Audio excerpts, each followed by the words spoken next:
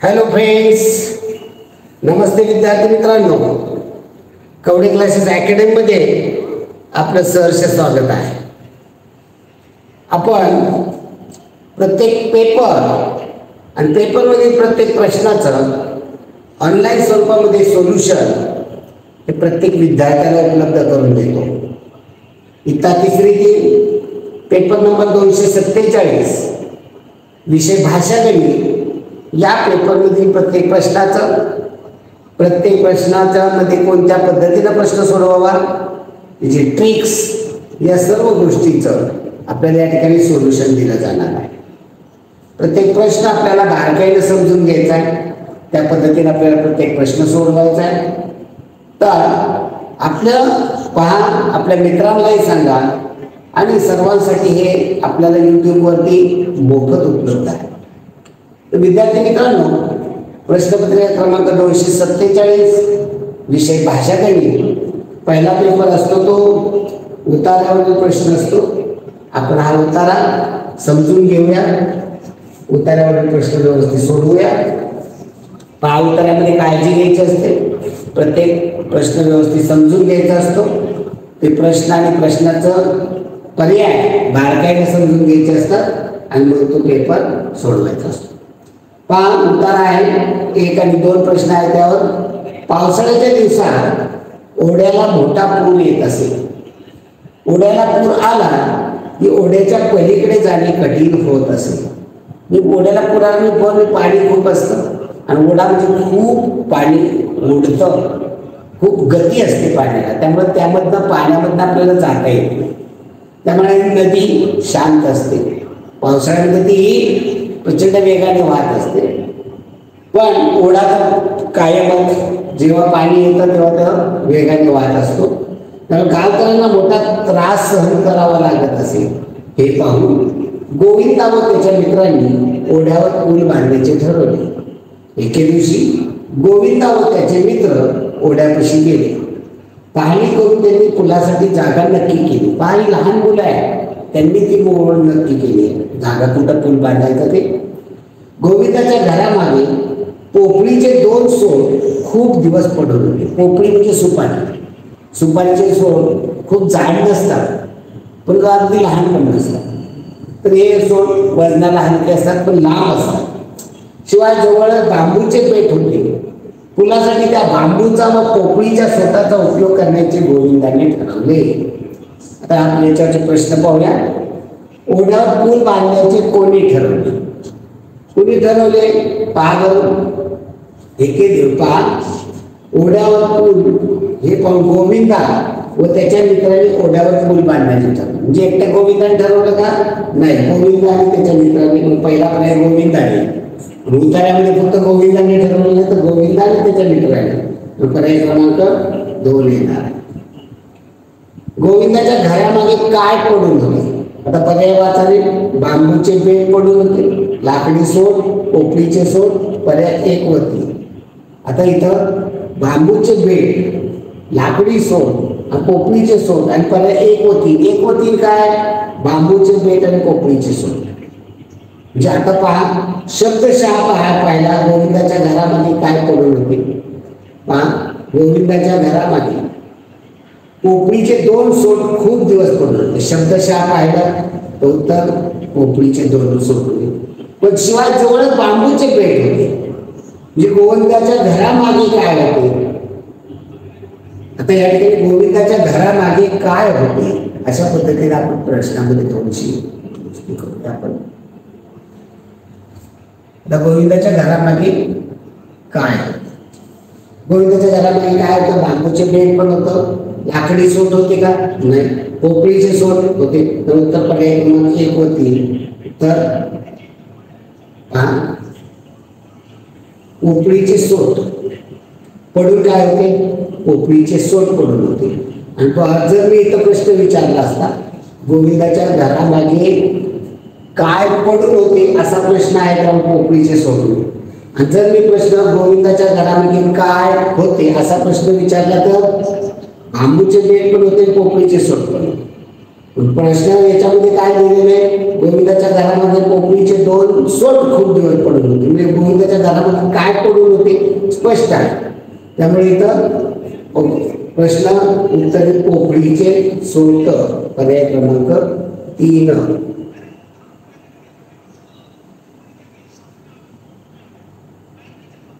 प्रश्न क्रमांक 2 काय ओके. तर पुढे कविता वाचायची, समजून घ्यायची, त्याच्या खालचे प्रश्न सोडवायचे आहे. झटसेपट उठायचं, स्वच्छ तोंड धुवायचं, भांडभर दूध प्यायचं, आईचं काम करायचं, खसखस अंग घासायचं, लवकर स्नान करायचं, कोवळ्या उन्हात नाचायचं, थोडंसं अंगणात खेळायचं, मग पटापटा जेवायचं, वेळेवर शाळेत जायचं, बाईंना नमस्ते करायचं. या ठिकाणी लहान मुलाची दिनचर्या सांगितली. मग उठल्यानंतर सर्वात प्रथम कोणते कार्य करायचं, झटकेपट उठायचं आणि काय करायचं, स्वच्छ तोंड धुवायचं. पहिल्यांदा काय सांगितले, स्वच्छ तोंड धुवायचे, दूध प्यावे, स्वच्छ तोंड धुवावे, स्नान करावे, पोटभर जेवावे. इथं कवितेत काय सांगितलेलं आहे, स्वच्छ तोंड धुवायचं. मग आपण लगेच आम्ही ब्रश करतो, आम्ही संडासला वगैरे जाऊन येतो, टॉयलेटला जाऊन येतो. इथं कवितेत काय सांगितलेलं आहे हे खूप महत्वाचं आहे. त्यामुळं इथं स्वच्छ तोंड धुवायचं सांगितलं. शाळेला जाताना कोणती काळजी घेतली पाहिजे असे कवितेत सांगितले. शाळेत जाताना काय करायचे, पटपट जेवायचं, वेळेवर शाळेत जायचं. शाळेत जाताना काय काळजी घ्यायची, वेळेवर शाळेत जायचं. म्हणजे कोणती काळजी घ्यायची, नियमितपणे शाळेत जावे, शाळेत वेळेवर जावे, शाळेचा अभ्यास नियमितपणे करावा, वगैरे सर्व. कवितेत काय सांगितलेलं आहे, शाळेत वेळेवर जायचं. हे पण असं काय नियमितपणे शाळेत जायचं असं म्हणलंय का, जाऊ नये म्हणून याच्यामध्ये म्हणलेलं आहे का नियमितपणे शाळेत जायचं, असंही म्हणलेलं नाही. कवितेमध्ये काय म्हणलेलं आहे, आपल्या मनाचं नाही. नियमितपणे शाळेत जावं आपले पालक म्हणतातच, अभ्यास करावा हे पण म्हणतात, हे सगळंच केलं पाहिजे. कवितेमध्ये काय सांगितले, शाळेत वेळेवर जावं. पुढे पहा, मुले खेळत आहे या वाक्यातील विधेय पहा. कोणत्याही वाक्यातील उद्देश विधेय शोधताना कशा पद्धतीनं शोधावं पहा.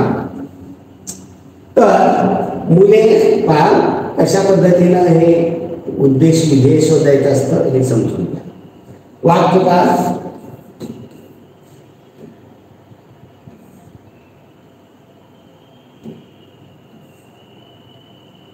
पाचवा प्रश्न आहे, मुले खेळत आहे. हे वाक्य दिले, यातलं क्रियापद आहे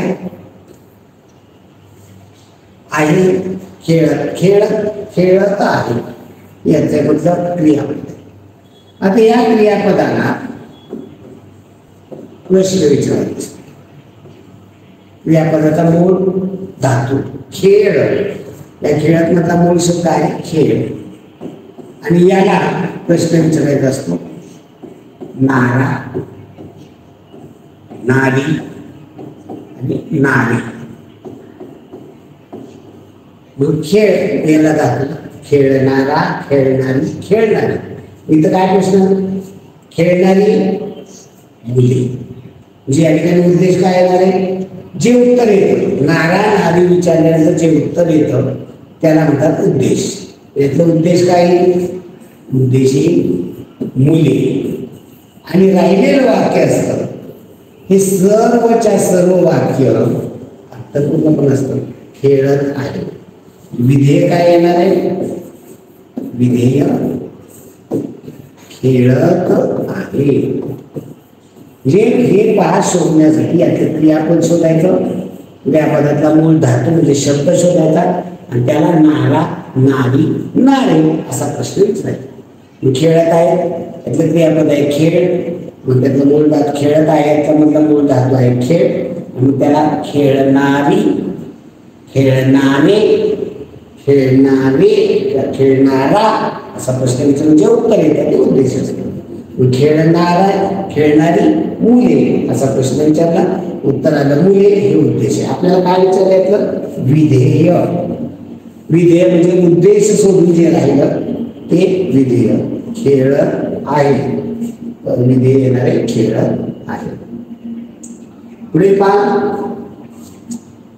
अहोभाई संवाद आहे. हा संवाद कोण कोणाला काय म्हणाल, कोण कोण बोललेलं आहे हे आपल्याला लिहिता आले. 6 त्याच्या 2 प्रश्न आहेत. संवाद काळजीपूर्वक वाचा, कोण कोणाला काय बोललं ही सवय लावा, प्रत्येक उत्तर लिहायचं.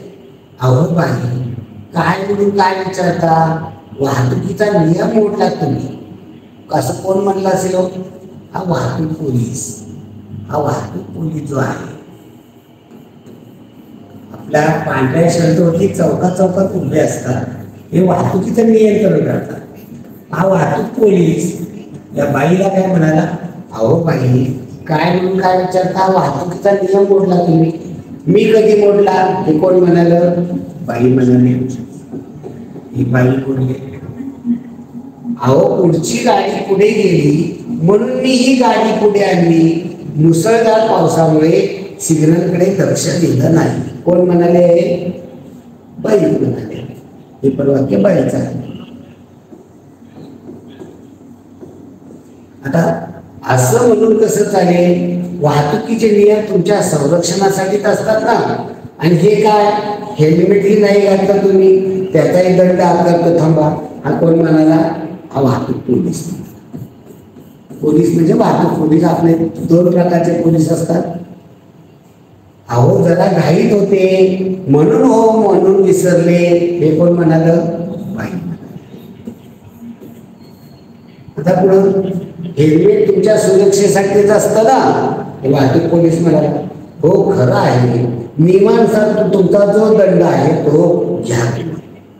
असं कोणामध्ये बोललं झालेलं आहे, वाहतूक पोलीस आणि बाईमध्ये. बाई काय चालवते आहे, गाडी आहे. कोणती गाडी आहे, स्कूटी असेल, कोणती गाडी असेल, 2 व्हीलर गाडी असणार आहे. ओके, कारण तिथं 4 चाकी गाडी असली तरी हेल्मेट लागलं असतं का, नाही. 2 चाकी गाडी आहे, 2 चाकी गाडीवरती ती बाई चाललेली आहे आणि तिनं काय नियम मोडला, पहिल्यांदा की पुढची गाडी पुढे गेली म्हणून मी गाडी पुढे आली, मुसळधार पावसामुळे सिग्नलकडे लक्ष दिलं. म्हणजे पहिल्यांदा काय नियम तोडला, सिग्नल तोडला. आणि दुसरं, हेल्मेट घातलं नाही. मी याच्यावरचे प्रश्न पाहू, बाईने वाहतुकीचा नियम कशा प्रकारे मोडला, कशा पद्धतीनं नियम मोडला तिला. वाहतूक पोलिसांनी वाद घातला म्हणजे हा नियम तोडला होतो का, नाही. सिग्नलच्या नियमाचे उल्लंघन केले, हा नियम तोडला का, की सिग्नलला लाल दिवा लागलाय काय करायचं असतं, थांबायचं असतं. हिरवा दिवा लागला की जायचं असतं. पिवळा दिवा काही वेळा असतो, गर्दी नसते तेव्हा पिवळा दिवा बघत जायचं असतं. ओके, गाडी पुढे कोणता वाहतुकीचा नियम कशा प्रकारे मोडला त्या बाईने, वाहतूक पोलिसांची वाद घालून, सिग्नल नियमाचे उल्लंघन करून, गाडी पुढे नेऊन आणि पावसात भिजून वाहतुकीच्या नियमाचा व सिग्नल उल्लंघन करून तिने नियम मोडलेला आहे.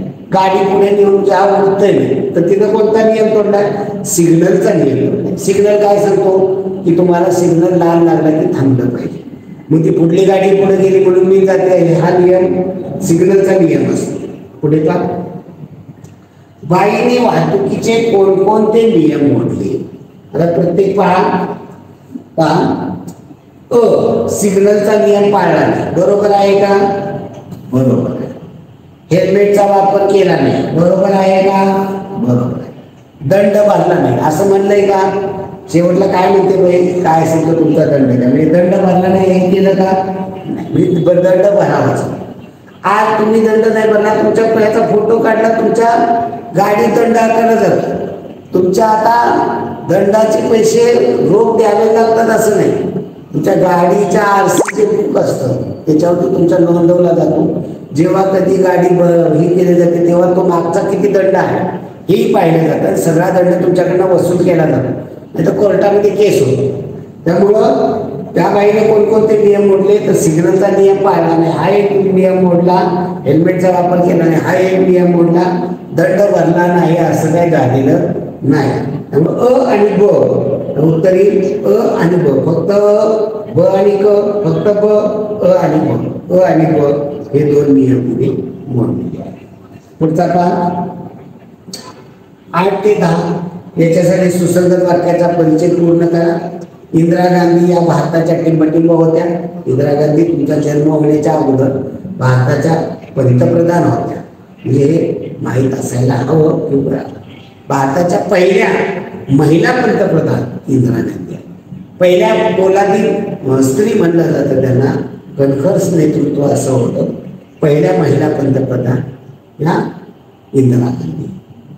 त्या पाहिजे उत्तर नोंद करूया आपण. पंतप्रधान होत्या त्या पंडित नेहरू यांच्या टिंबटिंब होत्या. त्या पंडित नेहरू यांच्या टिंबटिंब होत्या. यांच्या पत्नी, भगिनी, कन्या, माता. इथं गाळलेली जागा या ठिकाणी असायला पाहिजे होती. थोडस झालेलं आहे.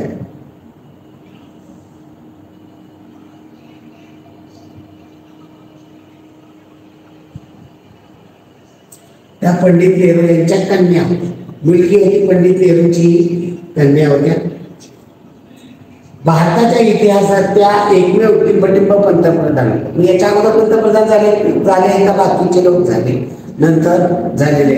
तर या एकमेव महिला पंतप्रधान. त्यांच्या अगोदर कोणती नाही, त्यांच्या नंतरही कोणती महिला पंतप्रधान नाही. पुढे दिलेले दोन्ही शब्द ज्या म्हणीमध्ये आहे ती म्हण ओळखून पूर्ण करा. चोर आणि चांदणे. काय होईल म्हण? चोर पण पाहिजे, चांदणे पण पाहिजे. चोराच्या हाती चांदणे, चोराच्या मनात चांदणे, चोरावर मोर, चांदण्या रात्री चोर दिसणे.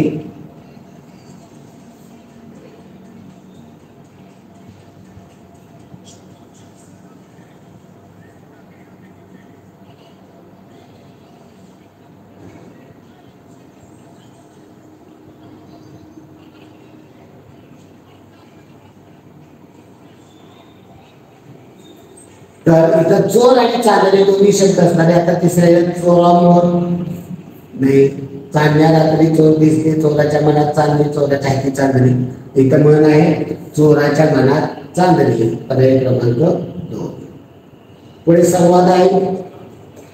संवादांचा प्रश्न पहा. हनुमंता, फेब्रुवारी महिना आला तरी हिव झाली ना. हे कोण म्हणाल? काय करूया, वसंत आज शनिवार आहे, मारुतीला देवळात तेल घालून येतो, मग बोलत बसूया सावकाश. आता पहिलं वाक्य वसंता म्हणालेलं आहे. हे दुसऱ्या ह्याच्यावरनं कळतं. हा वसंता बोललाय. कुणाला बोल? हा हनुमंता बोललाय. हनुमंता, मी सावकाश येतो, चल बोलत बोलत जाऊया. मी पण येतो असं वसंता म्हणालेलं आहे. अशी दोघे मिळून वसंता आणि हनुमंता हे दोघे जणी देवळात निघालेले. कोणत्या? मारुतीच्या देवळात. कशासाठी निघाले? तेल घालायला. का निघाले? तर आज शनिवार देवार हनुमंताचा असतो. बरोबर. हनुमंता वसंता कोठे चालला दोघे मिळून असं कोणतरी म्हणाले. हे पुढल्या वेळी कळतं. देवळातून येतो तोपर्यंत पारावर थांबा रामू काका. हनुमंता वसंता असं कोण म्हणलेलं आहे? रामू काका. रामू काका म्हणाले त्या लोकांना हनुमंता वसंता कोठे मिळाले. मग त्यातला हनुमंता किंवा वसंता निघाल्या. वसंता म्हटल्यानंतर वसंता म्हणाले की देवळातून येतो तोपर्यंत पारावर थांबा रामू. मग बोला आता रामू काका म्हणजे देवळातून जाऊन आलेले आहे. हनुमंता हा बोला आता रामू काका. हा हनुमंता बोललेला आहे. हनुमंता. कारण पुढे म्हणलं हनुमंता आमदार साहेब त्या गावात येणार आहेत वाटतं. कशासाठी येणार आहे ते काका? आता इथं हा रामू काका बोलले ही उद्या गावामध्ये आमदार साहेब येणार. कशासाठी येणार आहे ते?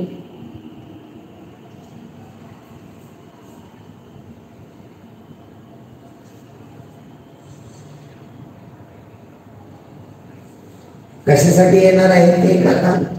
म्हणजे हे विचारलेलं आहे. हे वसंताने विचारलं असेल. आता हे लक्षात येत नाहीये पण या दोघांपैकी बोलणं आहे. हनुमंता वसंत या दोघांपैकी कोणतं बोललेलं आहे? काकांना विचारलेलं आहे. असं काका म्हणले हनुमंताला की आमदार साहेब उद्या गावात येणार आहे. हे काका बोलल्यानंतर मग त्याला हनुमंता म्हणला कशासाठी येणार आहे हे हनुमंता बोललेला आहे. काका सांगताय शाळेची नवीन खोली बांधली आहे त्याचं उद्घाटन करण्यासाठी येणार हे रामू काका म्हणले. ओके, म्हणजे या ठिकाणी आपल्याला हे कोण कोणतं वाक्य बोललेलं आहे हे गेस करायचं असतं, हे लिहायचं असतं. आता संवादात किती जणांनी भाग घेतलाय, कोण कोण आहे? वसंता बोललेला आहे, हनुमंता बोललेला आहे, रामू काका बोललेला आहे आणि पुन्हा हनुमंता रामू काका मी एकदा दिला आहे. मी रामू काका जेवढे बोलले ते रामू काका, वसंत आणि हनुमंत या तिघांचा सहभाग आहे. म्हणजे या संवादामध्ये तिघा जणांनी भाग घेतलेला आहे. पारावर कोण थांबले? आता इथं हनुमंता वसंत देवळात चालले, रामू काका म्हणाले देवळातून इथं तोपर्यंत पारावर थांबा रामू काका, असे हे दोघे जण म्हणले. म्हणजे पारावर कोण थांबलेले आहे? रामू काका थांबलेले. उत्तर येणार आहे रामू काका. पुढे संवादात मध्ये पहा, शाळेची नवीन खोली बांधली आहे याचे उदाहरण करण्यासाठी येणार आहे. 13वा प्रश्न, संवादावरून शाळा खोलीचे उद्घाटन कोणत्या वारी होणार असेल? पहा, ही शनिवारी देवळामध्ये निघालेली आहे आणि आमदार उद्या येणार आहे. उद्या कोणता वार असेल? आज शनिवार आहे म्हणजे उद्या रविवार असणार आहे. उद्घाटन शाळेचं रविवार, तुम्हाला काय शाळेला सुट्टी असते. उद्घाटनाला जे येणारी माणसं त्यांच्या वेळेनुसार उद्घाटन करून घ्यावं लागतं. त्यासाठी म्हणून चालत नाही की शाळेला सुट्टी आहे रविवार उद्घाटन करता येणार नाही असं. कारण सरकारने गव्हर्नमेंटने तुम्हाला बांधून दिलेली आहे आणि गव्हर्नमेंटचे प्रतिनिधी आमदार असतात, खासदार असतात. हे जेव्हा वेळ देतील त्याच्यानुसार उद्घाटन करणं गरजेचं आणि त्यांच्या फंडामधून त्यांच्या मदतीतून ही खोली निर्माण झालेली असते. पुढील प्रश्न पहा, सिंह या शब्दाचा समानार्थी शब्द सारंग, केसरी, कुंज, अश्व. उत्तरी केसरी. केसरी म्हणजे सिंह, सारंग म्हणजे हरिण आहे, कुंजर हत्ती, अश्व घोडा. इथं केसरी उत्तर येणार आहे. सावध या शब्दाच्या विरुद्धार्थी शब्द लिहिताना शब्दाच्या आधी कोणते अक्षर लिहावे? सावधच्या विरुद्ध वापरून बघा, निसावध, सुसावध, न सावध, बेसावध. उत्तरे बेसावध. पुढील प्रश्न पहा, दसऱ्याच्या दिवशी, आता सुसंगत वाक्याचा परिचय आहे. दसऱ्याच्या दिवशी टिंबटिंब पानांची पूजा करतात, तुळशीच्या, बेलाच्या, कडुलिंबाच्या, आपट्याच्या. आता हे ज्याला माहिती आहे तो डायरेक्ट, त्याला गरज नाही आहे संपूर्ण उतारा वाचण्याची. तर दसरा असतो, दसऱ्याला आपट्याची पानं आणली जातात आणि ते आपण सोनं म्हणून वाटतो. म्हणजे आपट्याच्या पानांची पूजा केली जाते. जननी या शब्दाला समानार्थी शब्द पर्यायामधून शोधा.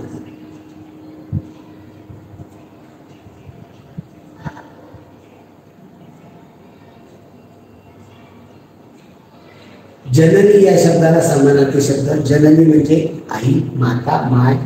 जननीचा समानार्थी शब्द माता आहे. जनता म्हणजे रयत आले, जनक म्हणजे वडील आले, जीवन म्हणजे पाणी आले.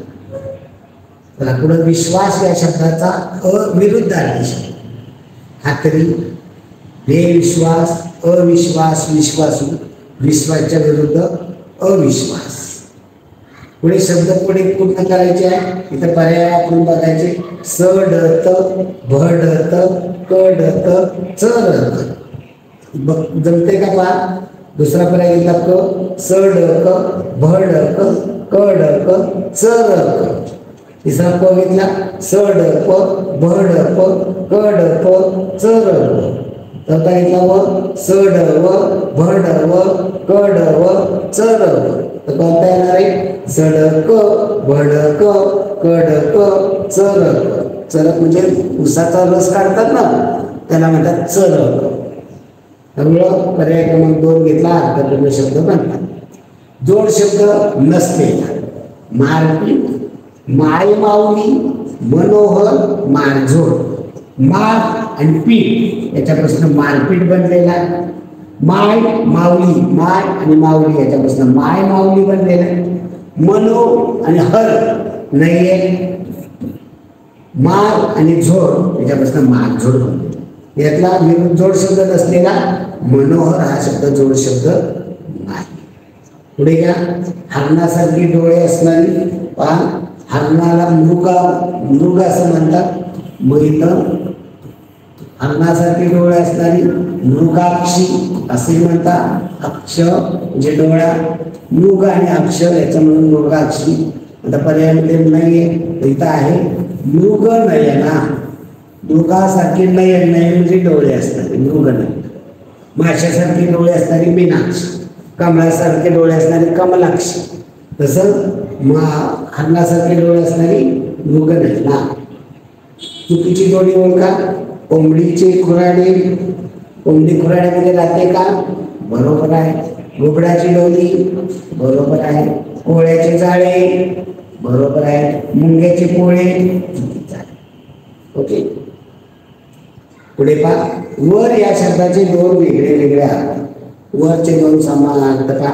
वर याचे अर्थ काय काय होतात का? वर म्हणजे पहिल्यांदा वर, वरची बाजू.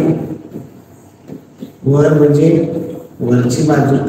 लग्नामध्ये वर आणि वधू असतात. हे नवरा पती, नवरा म्हणजे वर, पती असे असेल. नंतर वर, देवाने वर दिला, देव प्रसन्न झाला म्हणजे आशीर्वाद, किंवा त्याला दुसरा काय होऊ शकतो? कृपा. मग आता इथे पाहू, वर हे सगळे दोन वेगळे वेगळे अर्थ. वर खाली.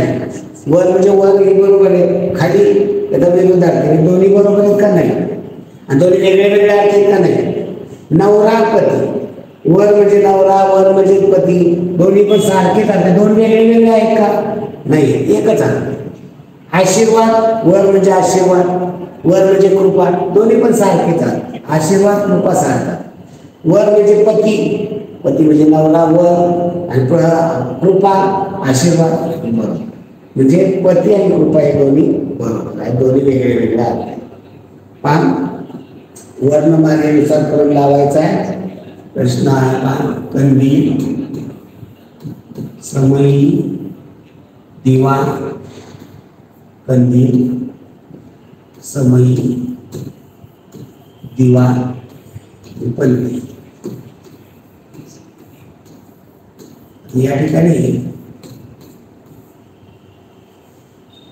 पहिला अक्षर क आहे, इथे पहिला अक्षर स आहे, पहिला अक्षर द आहे, पहिला अक्षर प आहे.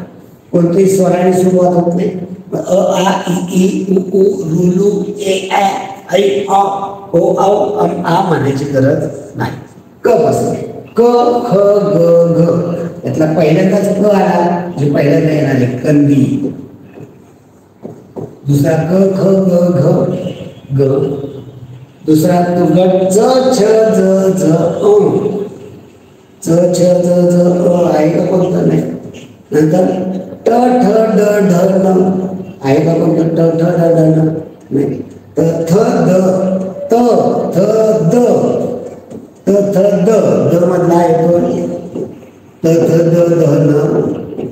नंतर प फ ब भ म. नंतर प मधला आहे पोळी, पंती.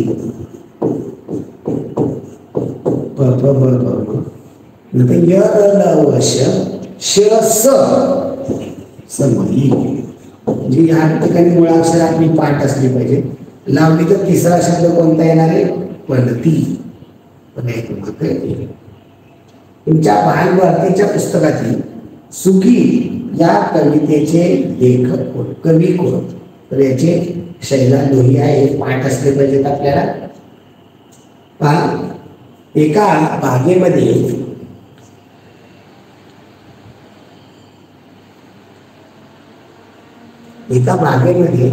आंब्याची 175, पपईची 187, सीताफळाची 196, उरलेली नारळाची झाडे.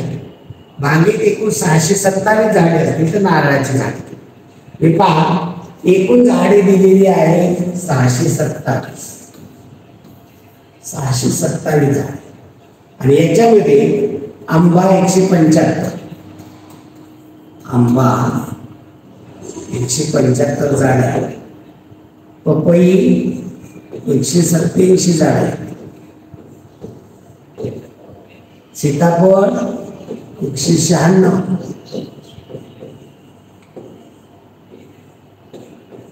आणि राहिलेली नारळाची, मी तर नारळाची घेतली ती या सगळ्याची बेरीज 627.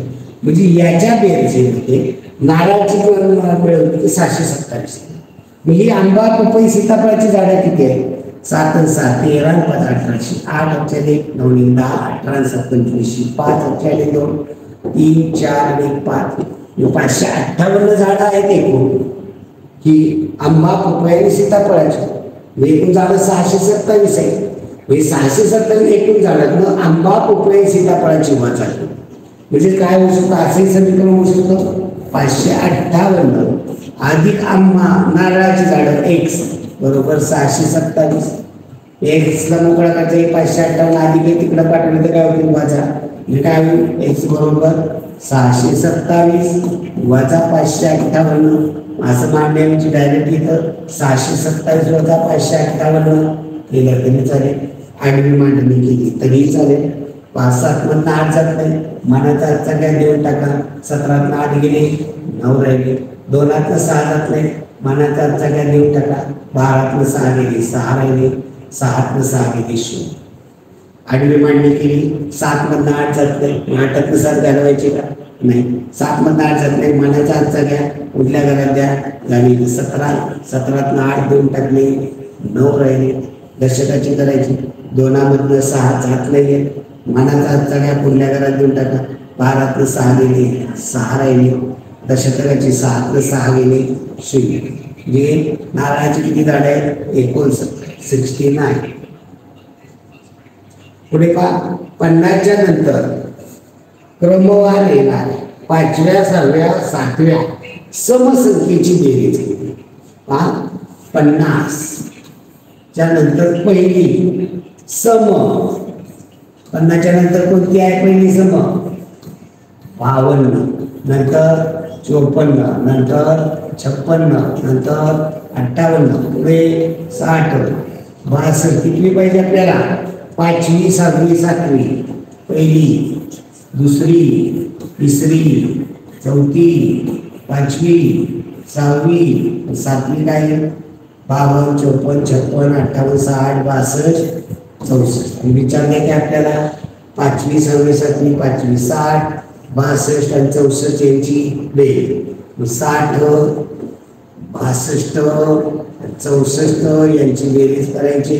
4 आणि 2 6 साहित्रिक किती उत्तर 180. दंशामुळं काय करेल? मधली संख्या करेल 62. ही 2 लेखे मी 2 ने जास्त हे मधल्या संख्येची तिप्पट कर 62 गुणिले 3 3 गुणे 6 3 7 किती बेरीज 186. पर्याय क्रमांक 1. पुढे पहा अपूर्णांक दिलेले हे चढत्या क्रमाने मांडायचे. पहा 7/9 8/9 11/9 3/9 12/9 हे आपण चढत्या क्रमाने मांडायचे. चढत्या क्रमाने म्हणजे काय? पहिला सर्वात लहान त्यापेक्षा मोठा त्यापेक्षा मोठा त्यापेक्षा मोठा त्यापेक्षा मोठा. मग जेव्हा छेद सारखे असतात तेव्हा पहा 9 भागापैकी 7 भाग 9 भागापैकी 8 भाग 9 भागापैकी 11 भाग 9 भागापैकी 3 भाग 9 भागापैकी 12 भाग. सगळ्यात कमी उत्तर मिळालं. एका वस्तूचे 9 भाग करा.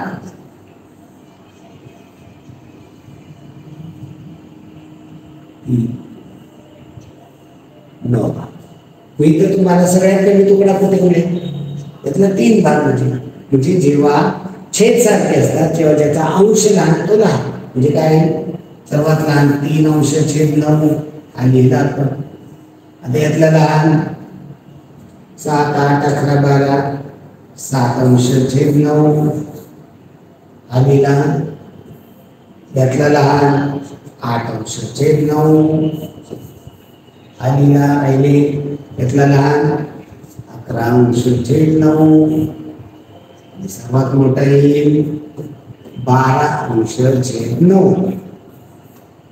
मी यातला मांडला तर दुसऱ्या क्रमांकावर चढत्या क्रमाने मांडले तर दुसऱ्या क्रमांकावर कोणाला 7/9 पर्याय क्रमांक 2.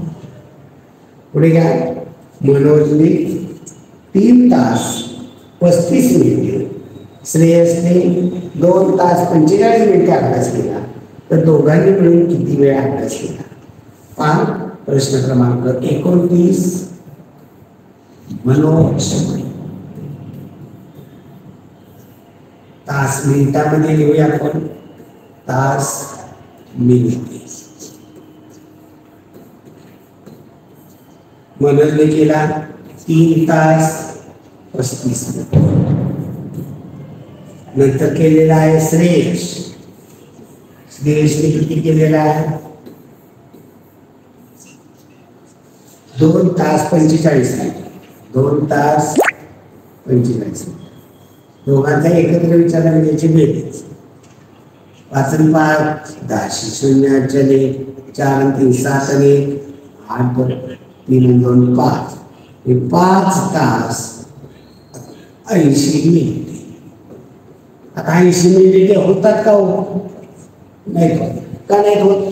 कारण 60 मिनिटे झाले की त्याला तास बनतो. पण 60 मिनिटाच्यावर कधी मिनिटं वाजतच नाही. मी इथं काय करावं लागेल? या 80 मिनिटाचे तास करायचे. 80 मिनिटाचे तास करायचे. एका तासाचे किती मिनिटं होतात? 60. मग यातनं 60 वजा करायचं. या 60 मिनिटाचा काय तयार होणार आहे? 1 तास. तो इकडे तासामध्ये मिळवायचा, अधिक करायचा. आता मिळवला. या तासाची 80 मिनिटं आहे त्याची आपण तास केले, 1 तास झाला. मी इथं किती राहिले? 0 8 6 2 5 आणि 6. मी दोघांनी मिळून किती अभ्यास केला? 6 तास 20 मिनिटे. उत्तर काय येणार आहे? 6 तास 20 मिनिटे. पर्याय क्रमांक 3. पुढील प्रश्न पहा. चौकटीत येणारे चिन्ह पर्याय 2 शोधा. गणित आहे 30वा. गणित अवघड आहे. 2 गणित एकत्र दिले. 3 अंशाचे 8 अधिक 4 अंशाचे 8. या ठिकाणी चिन्ह द्यायचे आपल्याला. पुढे आहे 10 अंशाचे 8 वजा 3 अंशाचे 10. आता हे सोडवूया आपण. 3 5 8 एकदा लिहायचा, 3 अधिक 4 करायचं. इकडे मध्ये चिन्ह द्यायचे आपल्याला.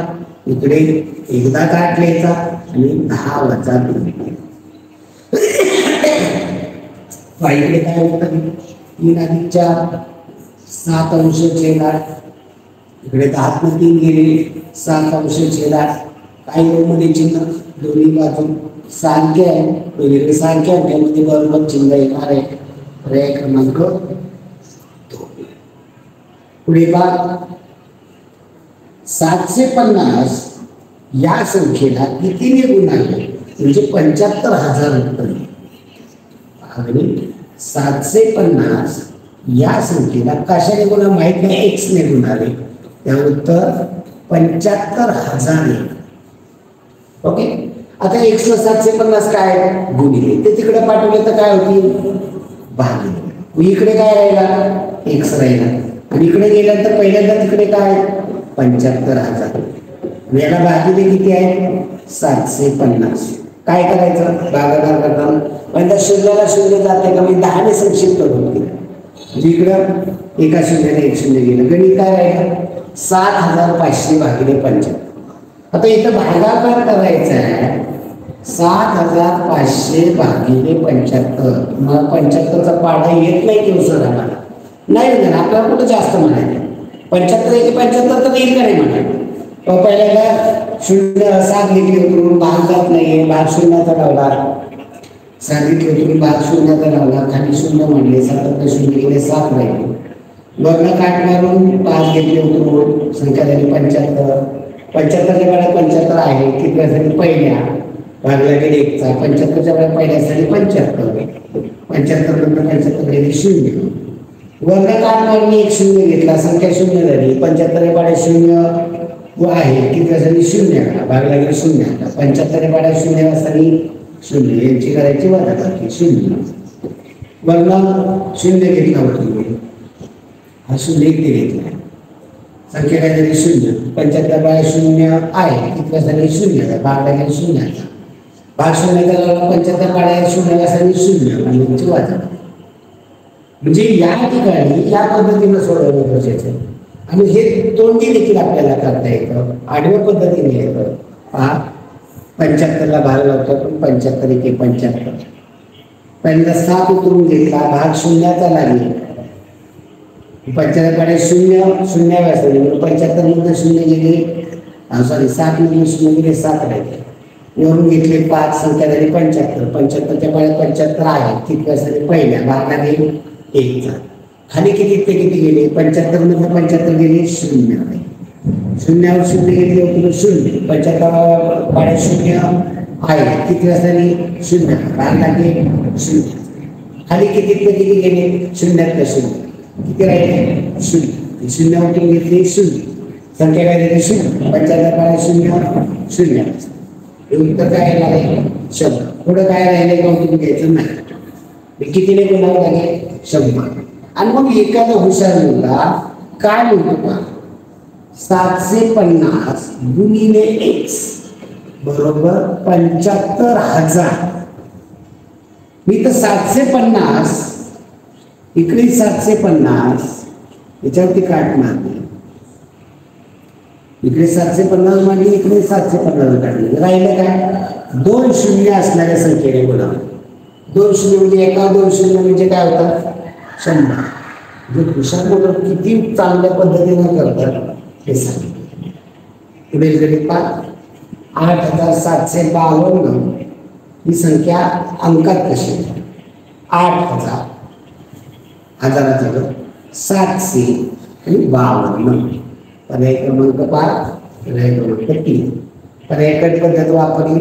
हे सगळे वाटले 8500, 8700, 8752.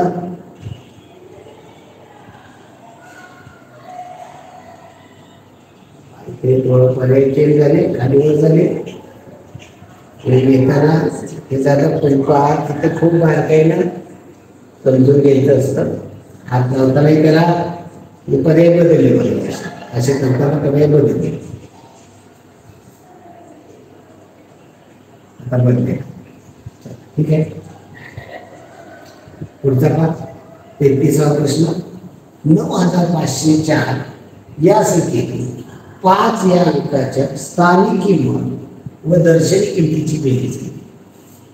9504 ही संख्या प्रश्न 33वा आहे. यातल्या 5 ची स्थानिक किंमत किती येईल, एकक, दशक, शतक, हजार. याची स्थान कोणते दशशतकाचं. 5 शतक म्हणजे किती झाले 500. तर 5 ची दर्शनी किंमत किती हो 5. प्रत्येक अंकाची दर्शनी किंमत 30 असते. उत्तराची बेरीज काय येणार आहे 505. 5 ची दर्शनी किंमत 4, 4 ची स्थानिक किंमत 5. शून्य असा अंक आहे की त्याची स्थानिक किंमत दर्शनी किंमत कायम सारखी असते कुठे येईल. आणि एकक स्थानी अंक असणार या अंकांची स्थानिक किंमत दर्शनी किंमत सारखीच असते एकक स्थानी असणार. आणि दुसरा एक अंक शून्य. या शून्याची कुठेही असेल त्याची स्थानिक किंमत शून्य, दर्शनी किंमत शून्य. इथं 5 ची स्थानिक किंमत 500, दर्शनी किंमत 5. 9 ची स्थानिक किंमत 9000, दर्शनी किंमत 9. ओके. याची बेरीज विचारली 505, पर्याय क्रमांक 2. चला पुढील प्रश्न. खालीलपैकी कोणत्या वर्षाच्या फेब्रुवारी महिन्यामध्ये 1 वार 5 वेळा येईल. 1 वार 5 वेळा येणार आहे. 1 वार 5 वेळा कधी येतो 1 वार 5 वेळा. हा फक्त वर्षातून 4 वर्षातून येणारा फेब्रुवारी महिना फेब्रुवारी महिन्यातच येतो. इतर सगळे वार महिने 30चे किंवा 31चे असतात.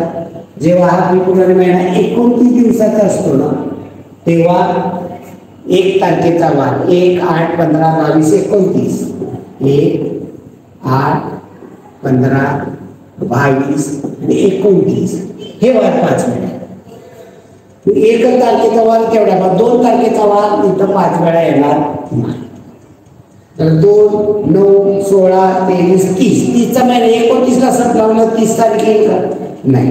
मग फेब्रुवारी महिना 29 दिवसाचा कधी असतो जेव्हा ते वर्ष लीप वर्ष.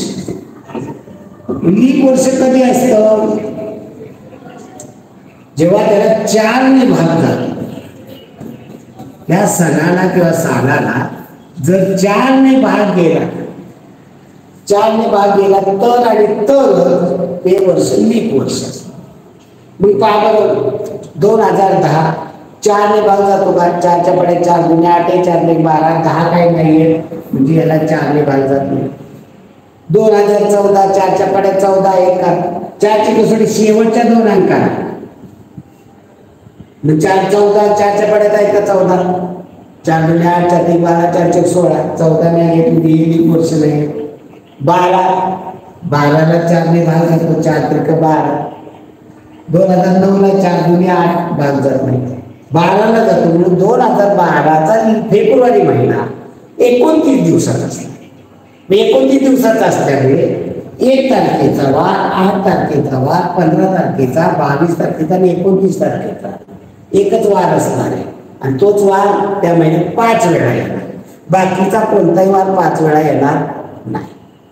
30 तारखेचा 30 दिवसाचा महिना असेल तर 1 तारखेचा 2 तारखेचे वार 5 वेळा येतात. 31 दिवसाचा महिना असेल तर 1 तारखेचा 2 तारखेचा 3 तारखेचे वार 5 वेळा येतात. उत्तर 2012.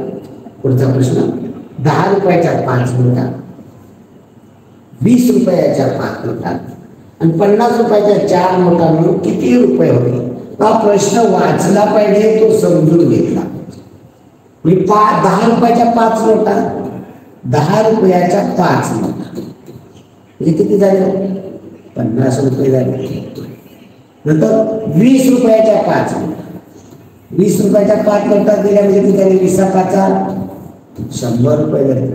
नंतर 50 रुपयाच्या 4 नोटा, 50 रुपयाच्या नोटा 4, 50 चोक 200 झाले. एकूण किती रुपये झाले? 0 5 2 3 350. त्याला व्यवहारामध्ये काय म्हणतात? 350 रुपये झाले. पुढे पहा, खालीलपैकी कोणत्या पर्यायाचे उत्तर 12 आहे? सगळी पर्याय सोडवावे लागतील, प्रत्येक पर्याय सोडवून घ्यावा लागेल आणि उत्तर 12 येते का मी पाहतो. पहिला पर्याय 8 अधिक 2 गुणिले 2. अगोदर काय करा? गुणाकार. मग इथं 8 अधिक 2 दुणे 4, उत्तर काय येणार आहे? 12 येते पहिल्या पर्यायाचं. लगेच नोंदवून टाकायचं का? नाही. दुसरा पर्याय पहा, 6 गुणिले 2 अधिक 1.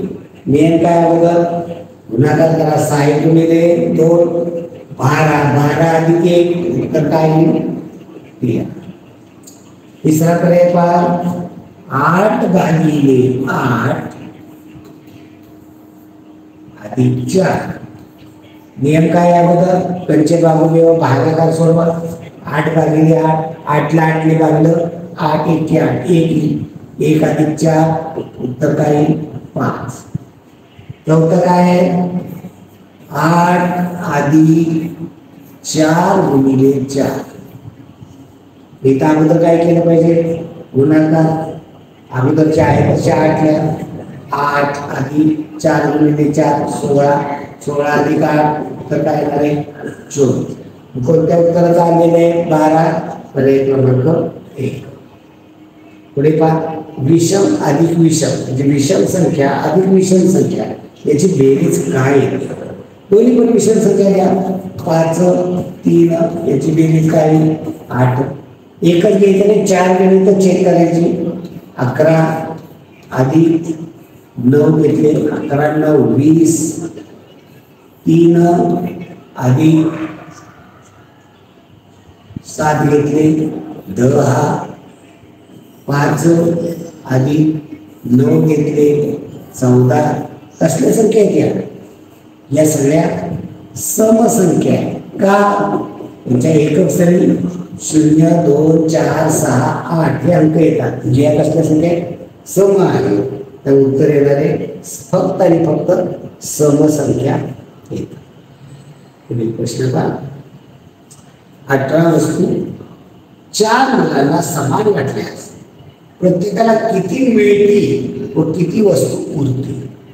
18 वस्तू आहेत आणि या वस्तू 4 जणांना वाटायच्या. 4च्या पड्यांमध्ये 18 आहेत का?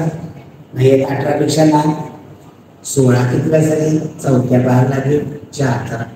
कित्या भागाला 4 तर 4च्या पड्यात चौथ्या झाली 16. यांची करायची वाचा. 18 + 16 गेले 2. म्हणजे ही काय राहिली? 2 भाग आणि हे काय ना भागा.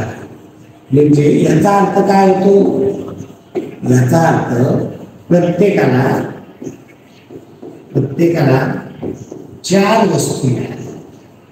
प्रत्येकाला 4 वस्तू मिळाल्या आणि शिल्लक किती राहिल्या? 2 वस्तू शिल्लक. 2 वस्तू शिल्लक म्हणजे बाकी शिल्लक. या पद्धतीने प्रत्येकाला 4 मिळाल्या. आपल्याला प्रश्न विचारलेला आहे प्रत्येकाला किती मिळतील, किती वस्तू सोडतील. तर प्रत्येकाला 4 मिळतील आणि 2 उरतील. पर्याय क्रमांक 4. आणि लीप वर्ष पडते. लीप वर्ष कोणते? ज्या सानाला किंवा सानाला 4 ने भाग जातो त्याला लीप वर्ष.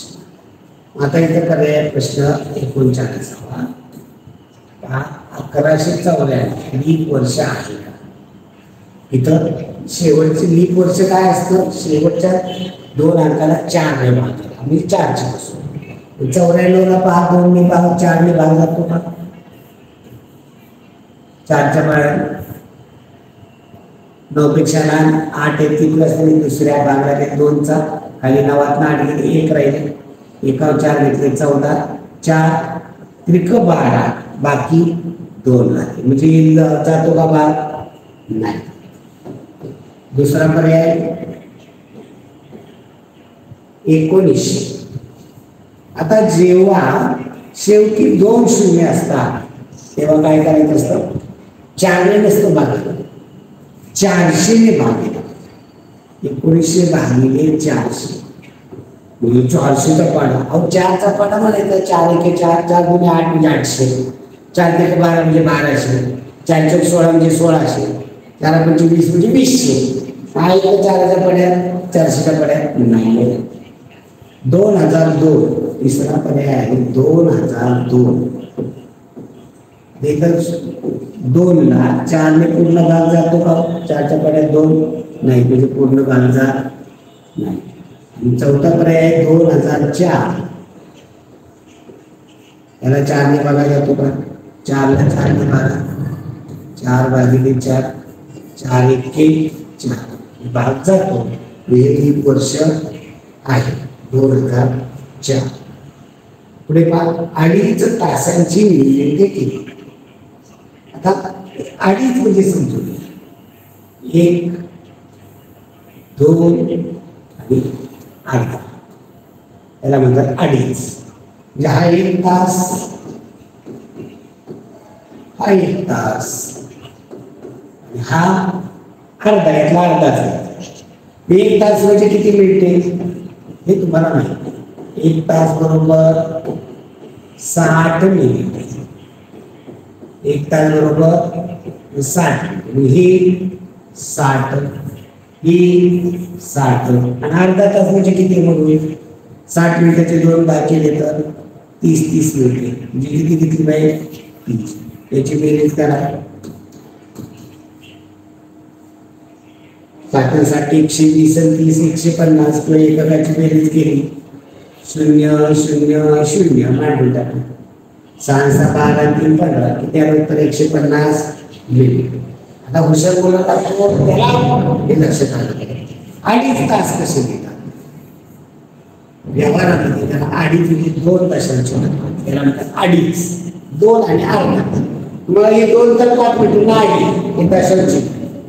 जर हे 2 हे असे मांडले हे तास मिनिट एवढे 2 टिंब असतात तेव्हा त्याला तास आणि इकडे मांडले तर त्याला मिनिट. म्हणजे असे लिहिले म्हणायचे त्याला 2 तास 30 मिनिट. ओके. आणि याचे काय म्हणलेलं आपल्याला त्यांनी 2.5 तासाची मिनिटे करायचे. 1 तास म्हणजे किती मिनिट असतो 60. 2.5 तासाची करायचे याला गुणिले 60. दशांश चिन्हाकडे लक्ष द्यायचं. 25 गुणिले 60 आहे असं समजून करायचं. इथं एकच हा शून्य मांडून टाका. हा शून्य आहे तो काट म्हणून खाली मांडून टाका. गणित काय राहिले 25 गुणिले 60. दशांश चिन्हाकडे लक्ष द्यायचं गुणाकार करायचा. आता 25 गुणिले 6 6 आणि 5 ला गुणलं. आता इथे दशक शतक वगैरे काय नाही. दशक आणि गुणिले शून्य नाही. हा शून्य काट मांडून खाली घेतलाय. गणित राहिले 25 गुणिले 6. 6 पंचे 30 शून्याच्या 3 6 गुणे 12 3 1500. आता दशांश चिन्हाकडे लक्ष. इथं किती संख्येच्या अगोदर आहे. एका संख्येच्या अगोदर दशांश. मी ते एका संख्येच्या अगोदर द्यायचं. मी काय लिहितो 150 मिनिट. 150 मिनिट. तर आपण त्याला एका तासाची 60 मिनिटे म्हणून 60 ने गुणले. ओके. उत्तर येईल 150. पुढील प्रश्न पहा. 1 ते 100 मध्ये 9 हा अंक नसलेल्या एकूण संख्या. अगोदर इथे काय करायचं 1 ते 100. पहा प्रश्न 1 ते 100 मध्ये संख्या किती येतो एकूण. 1 ते 100 मध्ये एकूण संख्या 10च्या 10 ओळी असतात. एकूण संख्या किती आहे 100. आता प्रश्न काय 9 हा अंक नसलेला. मग अगोदर 9 हा अंक असलेल्या संख्या किती हे काढा. 9 अंक असलेल्या पहा एकक स्थानी 9 असणार. एकक स्थानी 9. एकक स्थानी 9 असणारे किती आहे 9 19 29 39 49 59 69 79 89. इथं 9 19 29 39 49 59 79 89 आणि 90. किती आल्या संख्या 10.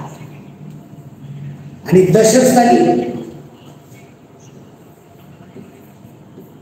दशक स्थानी 9 असणाऱ्या संख्या.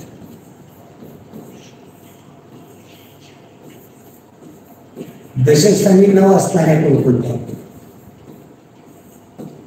दशक स्थानी 9 असणारे म्हणजे 90 91 92 93 94 95 96 97 98 99.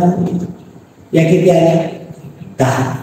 यात संख्या म्हणजे आता इथं कोणती आली 2 इकडे कोणती आली बघा बरं. 2 इकडे अशी संख्या कोणती आहे इथे 90 लिहिलंय 99 89. तर ही संख्या 2 इकडे आली का 99 इथे 99. मी एकीकडे म्हणजे संख्या म्हणजे 9 अंक किती वेळा आला आपण असं काढले. मी 99 दोन्हीकडे काढतो. मी एकदा धरले पाहिजे. ही एकदा धरले म्हणजे एकूण किती होतात 20 होतात. त्यातली ही 1 वजा झाली म्हणजे एकूण 9 अंक असणारे किती संख्या आहे. तर हे पाठ तुमच्याकडे करून घेतलं. 2 अंक किती वेळा येतो 20 वेळा. 5 अंक 20 वेळा. 2 ते 9 पर्यंतचे सगळे अंक प्रत्येकी 20 वेळा आहेत. आणि असणाऱ्या संख्या किती 2 अंक असणाऱ्या संख्या 19. 9 अंक असणाऱ्या संख्या 19. मग 20 असतात किंवा 19 असतात. इथं तो अंक रिपीट येणार आहे. इथं 99 2 इकडे धरला ना 99. एकक स्थानी 9 असणार 99. दशक स्थानी 9 असणार 99. मी वेगळ्या वेगळ्या आहेत का संख्या. बाकी सगळ्या वेगळ्या वेगळ्या संख्या आहेत. मात्र 99 दोन्हीकडे एकच आहे. म्हणजे एकदा धरली म्हणजे 9 अंक असणाऱ्या किती संख्या आहे 19. मग एकूण संख्या किती आहे 100. त्यामध्ये 9 अंक असणाऱ्या संख्या 19 वजा केल्या राहिलेल्या 9 अंक नसणाऱ्या. 9 असणाऱ्या नसणाऱ्या किती संख्या 0 1 जातले. मनाचा अर्थ काय देऊन टाका. 10 9 गेले 1. शेवटच्या गेले 10 2 गेले 8. 81 संख्या 9 हा अंक नसणाऱ्या 9 हा अंक नसणाऱ्या 81 संख्या, 9 अंक नसणाऱ्या 81 संख्या आहे. तर उत्तर पर्याय क्रमांक 4 येणार आहे. उत्तर पर्याय क्रमांक 4 पाहिजे. तर दुरुस्ती करूया.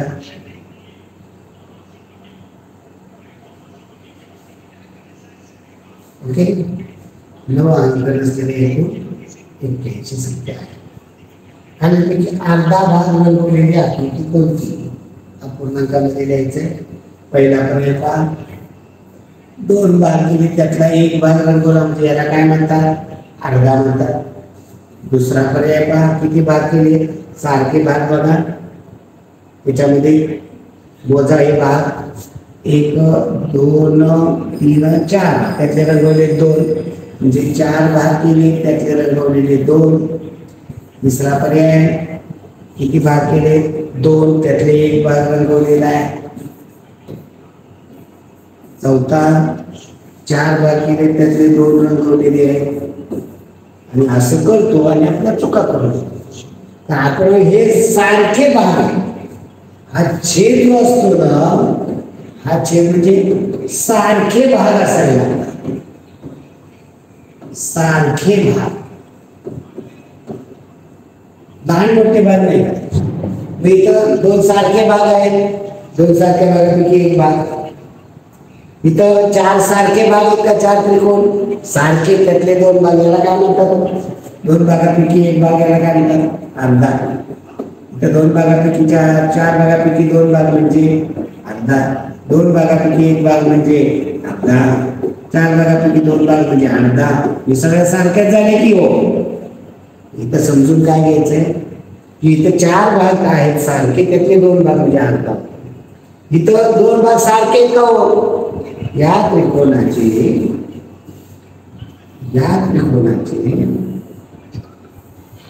हे 2 भाग केले हे सारखे आहेत का, नाही.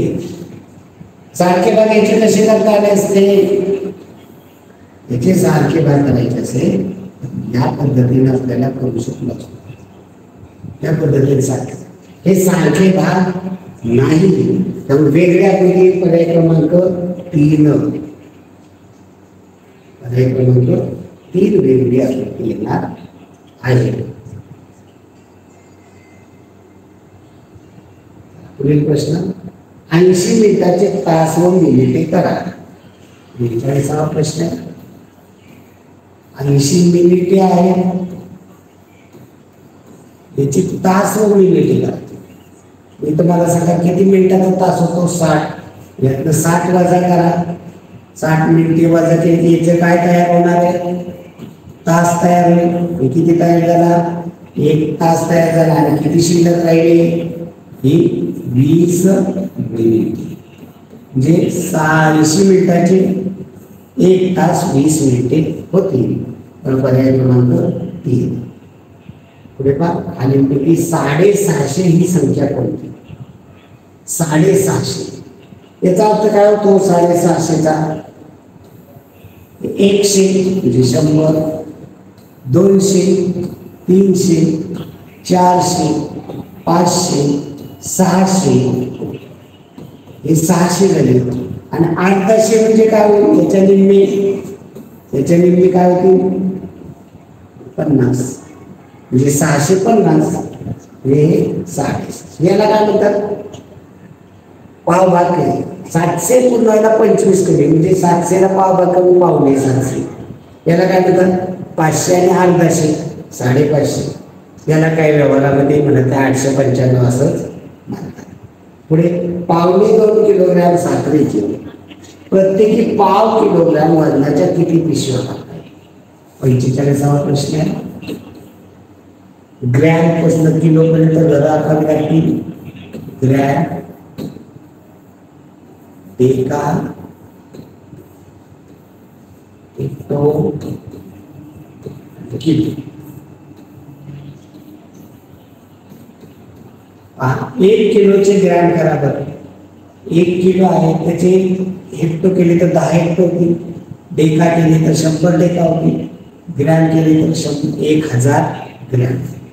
मग अर्धा किलोचे किती होतील, अर्धा किलोचे 500 ग्रॅम, पाव किलोचे 1000चे 4 भाग केले तर 250 म्हणजे किती होती 250 ग्रॅम म्हणजे पाव किलो. त्याला म्हणायचं पाव किलो. हे आहे अर्धा किलो. पाव किलो कशी होती अर्धा किलो पाव किलो म्हणजे 750 एक झाले पाऊण. ओके, आपल्याला काय म्हणजे 1.25 किलो म्हणजे 1 किलो आणि पाऊण म्हणजे किती झाले हो. आता हे जरा वरचा बाजूला मारून बाजूला करतो जरा फक्त खाली घेतो. ओके, 1.25 किलो म्हणजे 1 किलो आणि पाऊण किंवा 2 किलोला पाव किलो. 1 किलो म्हणजे 1000, 2 किलो म्हणजे 2000. त्यातलं पाव भाग म्हणजे 250 किलो म्हणजे किती झाले 1750. 1.25 किलो म्हणजे 1750 एवढं आपल्याकडे झालं. आणि त्याच्या पाव किलोच्या म्हणजे 250 ग्रॅमच्या पिशव्या भरायच्या. 1750 भागिले 250 करावं लागेल. 1750 भागिले 250 म्हणाले सर आम्हाला हे भागाकार कधी करायला यायचा. इथं शून्याला शून्य घालवा गणित करायला 175 भागिले 25 25 एके 25 25 7 75 किती पिशव्या भरता येतील 7 पिशव्या भरता येतील. आता हुशार मुलगा त्याच्याकडे पुढे डोकं चालवतो पहा. 1.25 किलो म्हणजे काय करतो तो 1 किलो याचे तो ग्रॅम करतो 1000 ग्रॅम होतात. आणि पाऊण किलो म्हणजे पूर्ण आहे त्याचे 4 भाग करतो. 4 भाग केले तर 250 ग्रॅमचे होतात. आणि यातले त्याला 3च भाग घ्यायचे असतात. याचे 250चे 3 भाग केले तर किती होती 4 भाग म्हणजे इथं 4 पुढ्या भरतील आणि इथं 3 4 अधिक 3 7 पिशव्या भरता येतील. किती सोपं आहे. पुढील प्रश्न पहा. प्रजासत्ताक दिन मंगळवारी असेल तर त्या वर्षी नवीन वर्ष सुरू कोणत्या दिवशी होईल. प्रजासत्ताक दिन मंगळवारी आहे. प्रजासत्ताक दिन कधी असतो 26 जानेवारी. हा मंगळवारी आहे. 26 जानेवारी मंगळवारी. तर त्या वर्षीचा वर्षाची सुरुवात कोणत्या दिवसाने होते 1 जानेवारी. 1 जानेवारीला कोणता वार आहे असं त्यांनी विचारलं. इथे कॅलेंडर तयार करतो मागे जावं लागेल. सोमवार मंगळवार बुधवार गुरुवार शुक्रवार शनिवार रविवार. ओके, आपल्याला माहिती आहे 1 8 15 22 19 हे माहिती. आपल्याला 26 जानेवारीला मंगळवार गेला 26 जानेवारीला मंगळवार वरती जागा का सोडली मागे जायचं. ओके, आता आपल्याला 26ला म्हणजे मागे 25 24 असं जायचं. 26 आपल्याला माहिती आहे का 1 8 15 22 19 26 27 28 29 29 तारखेला कोणता आला शुक्रवार. 22 तारखेला शुक्रवार. त्याच्या अगोदर 15 तारखेला शुक्रवार. त्याच्या अगोदर 8 तारखेला शुक्रवार. त्याच्या अगोदर 1 तारखेला शुक्रवार. मग आपल्याला विचारले 1 तारखेला कोणता वार. 1 तारखेला वार शुक्रवार आला. झालं आपलं गणित. किती सोपं आहे. आपल्याला एक लक्षात 1 8 15 22 29 तारखेला वार सारखे असतात. 1 तारखेला येणार शुक्रवार. आता पुढला शुक्रवार 8 तारखेला त्यात 7 मिळवले की 8 मध्ये पुन्हा 7 मिळवले की पुढला शुक्रवार 15 तारखेला. त्यात पुन्हा 7 मिळवले की पुढला शुक्रवार 22 तारखेला. त्यात पुन्हा 7 मिळवले की पुढला शुक्रवार 29 तारखेला. मग 29 तारखेला शुक्रवार असेल तर 1 तारखेला पण शुक्रवार. उत्तर येणार आहे 1 तारखेला शुक्रवार असेल. पहा, एका बरणीमध्ये 500 गोळ्या होत्या. त्या गोळ्या प्रत्येक 7 याप्रमाणे 25 मुलांना वाटल्या. तितक्याच गोळ्या मुलींना वाटल्या तर बरणीत किती गोळ्या शिल्लक नाही. एक बरणी होती या बरणीमध्ये 500 गोळ्या होत्या. या बरणीतल्या गोळ्या वाटलेत मुलांना. कशा वाटलेत बा? प्रत्येकाला 7, याप्रमाणे 25 जणांना. एका मुलाला 7 गोळ्या, अशा 25 जणांना किती वाटल्या? एकाला 7 तर 25 जणांना 7 5 35 5 4 3 7 2 14 3 17. मुलांना किती वाटल्या? 175. फक्त मुलांनाच वाटल्या का? तेवढ्याच गोळ्या मुलींनाही वाटल्या. तितक्याच गोळ्या मुलींना वाटल्या. म्हणजे मुलांना जेवढ्या वाटल्या तेवढ्याच मुलींना. मुलींना किती वाटल्या पहा बरं. मुलांना 175, मुलींना पण 175. मग एकूण किती वाटल्या? बेरीज करायला 5 × 10 0 8 7 × 14 8 15 5 2 3 350 गोळ्या एकूण वाटल्या. मुलांना 175 म्हणजे 250, मुलींनाही 250 म्हणजे एकूण 350 350 गोळ्या वाटल्या. मग शिल्लक किती राहिल्या? मग किती होते अगोदर गोळ्या आपल्याकडे? 500 गोळ्या. यातल्या वाटल्या किती? 350. मग शिल्लक किती राहिल्या? शून्यातनं 0 गेले 0. शून्यातनं 5 जातात का? मनाचा सगळ्यात देऊन टाका. 10तनं 5 गेले 5, 5तनं 4 गेले 1. किती गोळ्या राहिल्या? 150 गोळ्या शिल्लक राहिल्या. पुढील प्रश्न. एका नळातून प्रति सेकंदाला 200 मिली पाणी बाहेर पडते. एका मिनिटात किती लिटर पाणी बाहेर? एका सेकंदाला.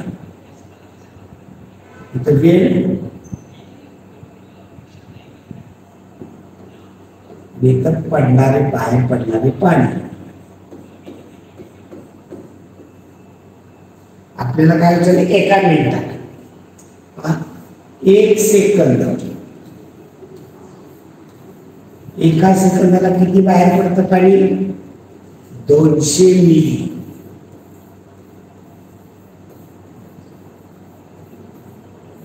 आपल्याला एका मिनिटाला म्हणजे काय? 60 सेकंद.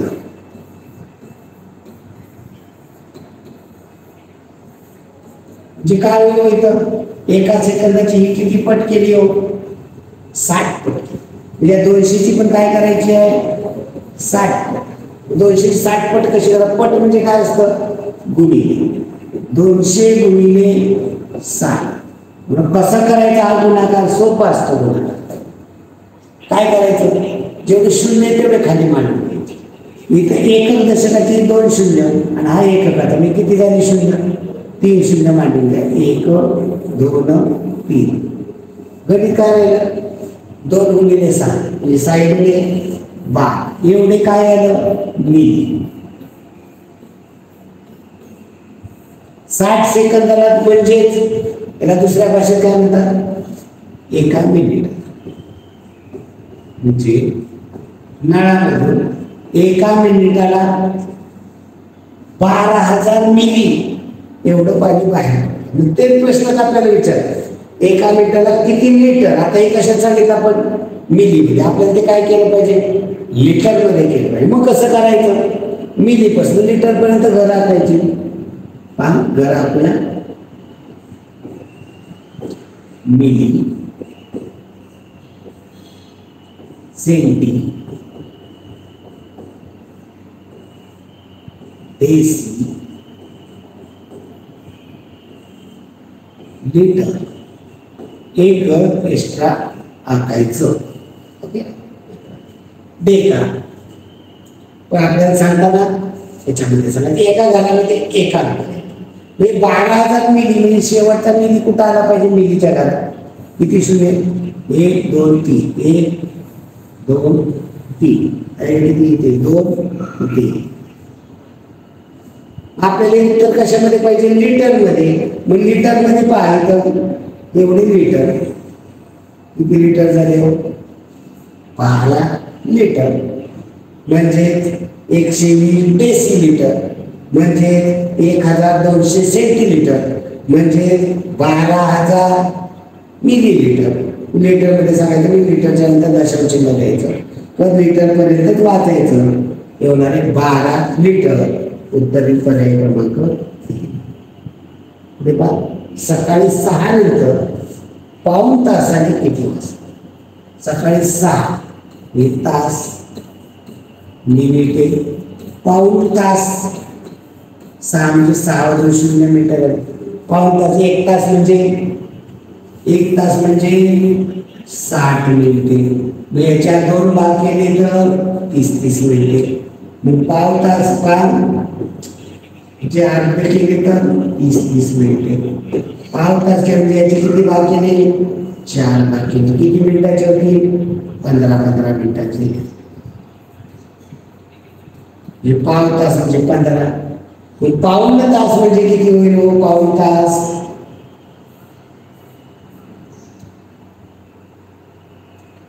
म्हणजे 15 किती झाले सांगा बरं? 15 30 आणि 15 45. म्हणजे याच्यात 45 मिनिटं मिळाला. मग किती झाले? हे 2 कितीमध्ये द्यायचा तर तास मिनिट आहे. 45 मिनिटं म्हणजे 0 तास 45 मिनिटं किती झाले? 45 आणि हे 6:45 मिनिटे झाले. 6च्या नंतर पाऊण तास आणि 6:45 मिनिटं. याला व्यवहारामध्ये काय म्हणतात? घड्याळात बरोबर 12 मिनिट काटा 45 मिनिटांची किती वर असेल? 90. म्हणजे किती घरं पुढे सरकला? इथे 12वरती असतो काटा, इथे 12वरती असतो. इथं आला म्हणजे 15 मिनिटं, इथं आला म्हणजे 60 मिनिटं, इथं आला म्हणजे 30 मिनिटं, इथं आला म्हणजे 45 मिनिटं. म्हणजे इथनं इथपर्यंत किती भाग झाला? पाऊण तास. म्हणजे इथं 6 तास आणि पाऊण तास. म्हणजे याला म्हणतात पावणे 7. पावणे 7. 7ला पाव भाग कमी, 7ला 15 मिनिटं कमी, त्याला पावणे 7. त्याला पुढे पाय या ठिकाणी उभी मांडणी करा म्हणजे लक्षात येईल. 3 4. आता इथं काय लिहायचे माहित नाही, चौकट करा. खाली आहे 288 आणि याची बेरीज दिलेली आहे 635 ची बेरीज. आता माझं 8 किती मिळालं? 7 5 15 5 येतील. 5 येतच नाही, 8च्या पेक्षा मोठे येणार सगळे. 8 7 15 चले 8 4 12 हातचा येते अशी 3 हात चले 3 आणि 4 आणि 7. नसेल लक्षात येईल ते गणित सोडवताना पहा कसं सोडवायचं. 3 4 आधी 288 बरोबर 635. तिथलं उत्तर काढायचं आपल्याला. हे तसं ठेवा. या आधी काही ते तिकडं पाठवा. काय होतील? वजा गणित काय होईल? इकडे 3 4 बरोबर पलीकडे आहे ते 635 वजा 288. वाचा बाकी करा. 635 वजा 288 उभी मांडणी करून करा. अडचण वाटत असेल उभी मांडणी करून ही वाचा बाकी करायची. 5 मधून 8 जातात का? निर्माणाचा आजचा घ्या, पुढल्या घरात देऊन टाका. 15 8 गेले 7 राहिले. या 3 मधनं 9 जातात का? मनाचा आजचा घ्या, देऊन टाका. 13 9 गेले 4. 7 3 गेले 3. ही संख्या मांडायचं काही 3 4 आणि 7. हे 3 बरोबर आहे, हे 4 बरोबर आहे. इथे काय असणार? 7. स्टारच्या जागी काय येणार? चौकटी जागी 7 हा अंक येणार. पुढे पहा, बाजूच्या आकृतीचा कितीवा भाग रेखांकित आहे? बाजूच्या आकृतीचा किती भाग रेखांकित? आता इथं आकृतीचे भाग किती आहेत हे पहा. या आकृतीचे भाग किती केले ते पहा. सारखे भाग आहेत, सारखे भाग आहेत, सारखे भाग आहेत. काय काय पुन्हा 2 एकूण भाग किती झाले? सगळे भाग सारखे. किती भाग झाले? 8. यातले रंगवलेले भाग किती आहेत? 1 2 3 रंगवलेले भाग 3 म्हणजे हा पूर्णांक रंगवलेला काय होईल 3/8 एवढा रेखांकित केलेला आहे. आणि अरेखांकित छायांकित न केलेला म्हटलं विचारला तर 5/6 अरेखांकित हा आहे तो रेखांकित. आणि आपल्याला तोच विचारलाय छायांकित रेखांकित रंगवलेला एकच. आणि हा आहे तो अरेखांकित न रंगवलेला कोरा. आपल्याला 3/8 पर्याय क्रमांक 3. पुढे पहा 133 या संख्येला खालीलपैकी कोणत्या संख्येने निशेष भाग जातो. 133 या संख्येला खालीलपैकी कोणत्या संख्येने निशेष भाग जातो. 133 ला भागाला कोणत्या संख्येने निशेष भाग जाईल पाठ पाहिजे. 13च्या पाड्या 13च्या पाच 13च्या पाड्यात आहे का 113 1 13 13 26 33 41 43 52 53 65 63 78 63 91 83 84 93 17 13 30 आहे का नाही. 17च्या पाड्या 17 1 17 17 2 34 17 3 51 17 65 17 85 17 17 17 17 36 असे नाही जात. 19च्या पाड्या 19 1 19 19 38 29 57 29 76 49 95 29 14 19 33 असे 19च्या पाड्यात. आणि 9च्या पाड्यात यायचं असेल तर त्याची अंकाची बेरीज किती आली पाहिजे 9च्या पटी. याची बेरीज किती किती म्हणजे 6 आणि 6 आहे का 9च्या पटी. तर उत्तर पर्याय क्रमांक 3. प्रश्न का किती वाजले काय करा. तास काटा 4 आणि 5च्या मध्ये. आता मिनिट काटा इथं 12 वरती असतात तर मिनिट काटा इथे 12 वरती असतात तर 5 वाजले असतात. इथे गेला 5 वाजून 5 मिनिटं इथे 5 वाजून 10 मिनिटं इथे गेला 5 वाजून 15 मिनिटं इथे 5 वाजून 20 मिनिटं इथे 5:25 इथे 5:30 इथे 5:35 इथे 5:40 इथे 5:45 5 वाजून 45 मिनिटं झाली. त्याला व्यवहारामध्ये काय म्हणतात रे पाव भाग कमी 6 त्याला म्हणतात 5:45. सॉरी 4:45 4 ते 5 मी 5:45 हे आहे. पुढे पहा अपूर्णांकाची बेरीज आहे 3/10 5/10 7 वजा आहे वजा 7/10. या ठिकाणी बेरीज आहे नंतर वजा सगळं एका वेळेस केलं तरी चालतंय. पण आपण गडबड करू नका एक एक गणित करा. इथं बेरीज करायची एवढी छेद सारखा आहे 10 आहे इथे अगोदर 3 आणि 5 पुढे वजा 7/10. याचं उत्तर काय येणार आहे याचं उत्तर 5 8/10 वजा 7/10. पुन्हा वजाबाकी करायची छेद सारखा आहे 10 8 वजा 7 8 7 गेले उत्तर 1 येईल छेद आहे तो 10. उत्तर काय येणार 1/10 पर्याय क्रमांक 3. 32 + 8 गुणिले 0 0 दिसल्याबरोबर लगेच उत्तर 0 नोंदवून टाकतात. इतर चुका काढतात. याच्यासाठी प्रश्न व्यवस्थित समजून घेतला पाहिजे. प्रश्न 55 आहे 32 + 8 गुणिले 0. कधीही अशी गडबड करायची नाही. प्रत्येक प्रश्न सोडवताना व्यवस्थितच सोडवला पाहिजे. पहिल्यांदा नियमानुसार सोडवला पाहिजे. पहिल्यांदा काय करतात गुणाकार करतात. मग हा गुणाकार अगोदर करा अगोदरचा आहे तसंच द्या 32 + 8 0 0 कोणत्याही संख्येने 0ला गुणलं 0. 32 + 0 32 आणि 0 याची बेरीज काय ते 32 उत्तर 32. आणि मुलं 0 दिसल्यावर 0 लिहितात 2 मार्क जातात. पुढे प्रश्न खालीपैकी चौरसाची आकृती कोणती. चौरस कशाला म्हणतात चार बाजूने बंद असणाऱ्या, चारही बाजू सारख्या, चारही कोण काटकोन असणाऱ्या आकृतीला चौरस म्हणतात. यातल्या चौरसाची आकृती कोणती आहे? पर्याय क्रमांक 1 हा आहे तो समभुज चौकोन. हा त्रिकोण आहे, हाही समभुज चौकोन असेल, पतंग पण असू शकते. ओके, उत्तर पर्याय क्रमांक 1. पुढील प्रश्न पहा. 12 × 16 या अपूर्णांकाचे वाचन कसे? याचं वाचन हे गणिताच्या भाषेमध्ये 12 अंश आहे, 12/16 हे शब्दशः वाचन झालं.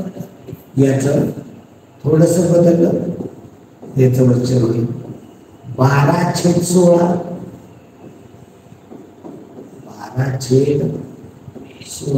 असे वाचन करू शका. तिसरं 12/16 हे पूर्वीच्या काळी वाचन केलं जात होतं. 12/16 वेगळं वेगळं नाही, 16 पंचमांश, दशांश, शतांश तसे 12/16. त्याच्यातलं पर्यायामध्ये कोणता आहे? 12/16.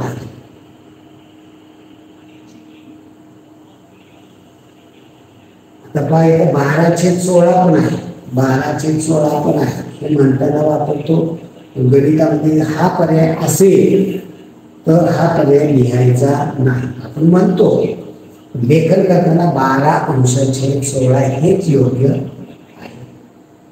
पुढे बाजू असलेल्या बंद आकृतीला त्रिकोण म्हणतात. त्रिकोण कशाला म्हणतात? किती बाजू असतात? 3. 3 बाजू असलेल्या बंद आकृतीला त्रिकोण म्हणतात. पुढे 405 - 302 एवढे सोपे देखील येतात बरं का. 405 - 302 आडवीच वजाबाकी करूया. 5 2 गेले, 3 राहिले. 0 0 गेला, 0 राहिले. 4 3 गेला, 1 राहिला. उत्तर काय येणार आहे? 103. पुढे 70 शतक बरोबर किती? हे लगेच सोडवायचं असेल तर घर आखली पाहिजे. एकक, दशक आणि शतक. एक घर एक्स्ट्रा कायम टाकायचं असतं. 70 शतक ही शेवटचं शून्य कुठं आला पाहिजे? शतकामध्ये. असा लिहिला तर याला 70 शतक म्हणाल का? त्याला काय म्हणणार आहे? 70 दशक. आपल्याला काय म्हटलेलं आहे? 70 शतक म्हणजे शेवटचं शून्य कुठं पाहिजे? त्याला म्हणायचं 70 शतक. आता याचे करायचे 70 शतकाचे आहे पर्यायामध्ये भाग. 70 शतक म्हणजे 700 दशक आहे का पर्यायामध्ये? 700 दशक नाही. याचे एकक एकापर्यंत शून्य द्या. किती झाले उत्तर? 7000 आहे का उत्तर? 7000 आहे. याला दुसरं काय म्हणू शकाल व्यवहारामध्ये? 7000 पूर्वीच्या काळी काय म्हणत होते? 7 सहस्र. 7000च्या 7 सहस्र पण पर्याय येऊ शकतो. पुढे पहा, सोबतच्या आकृती सर्वात मोठी सर्वात लांब जीवा. जीवा कशाला म्हणतात? जीवा म्हणतात वर्तुळाच्या परिघावर सर्वात मोठी, हा वर्तुळाच्या परिघावर सर्वात मोठ्या जीवे.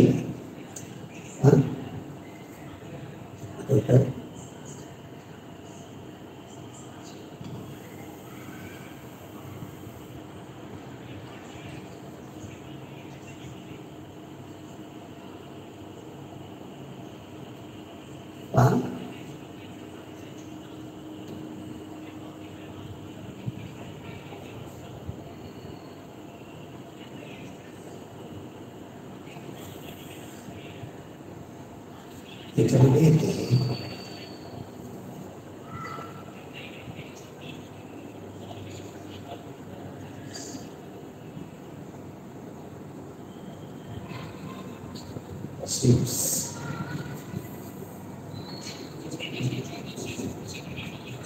आणि ह्याच्यामध्ये जीवा कशाला म्हणतात तर वर्तुळाची परिघावरील 2 भाग जोडतात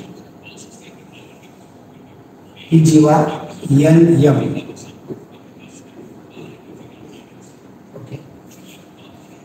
वर्तुळ केंद्रामधून जाणारी परिघावरील 2 बिंदू जोडणारी वर्तुळ केंद्रातून जाणारी ही सर्वात मोठी, याच्यापेक्षा मोठी काढू शकते. इकडे बघा बरं, काढायला गेलं तर मोठी येईल का? इकडे याच्यापेक्षा लहान येईल, इकडे काढायला तर मोठी लहान येईल. सगळ्यात मोठी जीवा कोणती असते? वर्तुळ केंद्रातून जाणार. याला काय म्हणतात? जीवेला सगळ्यात मोठ्या याला म्हणतात व्यास. वर्तुळ केंद्रातून जाणाऱ्या जीवेला व्यास म्हणतात आणि PQ व्यास ही सगळ्यात मोठी. आणि या वर्तुळ केंद्राला सगळं O नाव असतं. आता याच्यामध्ये दिलेलं नाही. यातली सर्वात मोठी सर्वात लहान जीवा कोणती? PQ. सर्वात लहान जीवा PQ. याच्यापेक्षा मोठी जीवा वर्तुळात काढता येत नाही. त्रिज्या किती असते? या व्यासाच्या निम्मी असते. म्हणजे जर व्यास 10 सेंटीमीटर असेल तर त्या वर्तुळाची त्रिज्या किती येईल? 10च्या निम्मी 5 सेंटीमीटर. ही काय येणार आहे? त्रिज्या. याला म्हणतात व्यास, याला म्हणतात त्रिज्या. ओके, म्हणजे व्यासाच्या निम्मी त्रिज्या. सर्वात मोठी लहान जीवा PQ येणार आहे. पर्याय ती. आता प्रश्नचिन्हाच्या जागी आपल्याला संख्या भरायची. 62वा प्रश्न आहे. 4, 9, 16, 25 प्रश्नचिन्ह. काय हो? अंक बघितल्यामुळे 2चा वर्ग आहे, 3चा वर्ग आहे, 4चा वर्ग आहे, 5चा वर्ग म्हणजे इथं काय असणार आहे? 6चा वर्ग किती असणार आहे? 36. उत्तर पर्याय क्रमांक. पुढे एका बागेभोवती 609 झाडे होती. त्यामध्ये 208 झाडे आंब्याची, 78 झाडे काजूची, 79 झाडे फणसाची आणि उरलेली झाडे नारळाची. तर नारळाची झाडे होती. या बागेमध्ये पहा 609 झाड आहेत या बागेमध्ये. आणि याच्यामध्ये बाकीची जी झाडं आहेत आंब्याची आहेत, आंब्याची झाडं आहे 208. नंतर आहे काजू, जी कोकणातली बाग दिसते. कोकणामध्ये असतात काजू, आंबा, फणस. काजूची 78 झाडे आहेत आणि फणस 79. 79 राहिलेली नारळाची. मी या दोघांची म्हणून झाडे किती झाली? 9 8 17, 17 8 25 किंवा 8 2 16 9, 25 5 4 2, 7 2 14, 5 2 16 6 4 1 2 1. ही आंबा काजू फणसाची एकूण झाली. मग सगळी मिळून झाडं 609 आहे. या सगळ्या झाडांमधून या आंबा नारळ काजू फणसाची झाडं घालवली, वजा केली की आपल्याला नारळाची येणार. आडवी करा किंवा उभी मांडणी करा. 9 5 गेले 4, 0 सारं ते मनात जायच्या 10 7 4, 7 4 गेले 2, 244 झाडं ही नारळाची असणार आहे. पुढे 27 अंश 56, 27 अंश 56 मध्ये कोणता अपूर्णांक मिळवला असता 50 अंश 50 हा अपूर्णांक येईल? तर 50 अंश 50 हा अपूर्णांक येईल. तर 50 चुकून आलं, इथं काही छापलेलं नाही.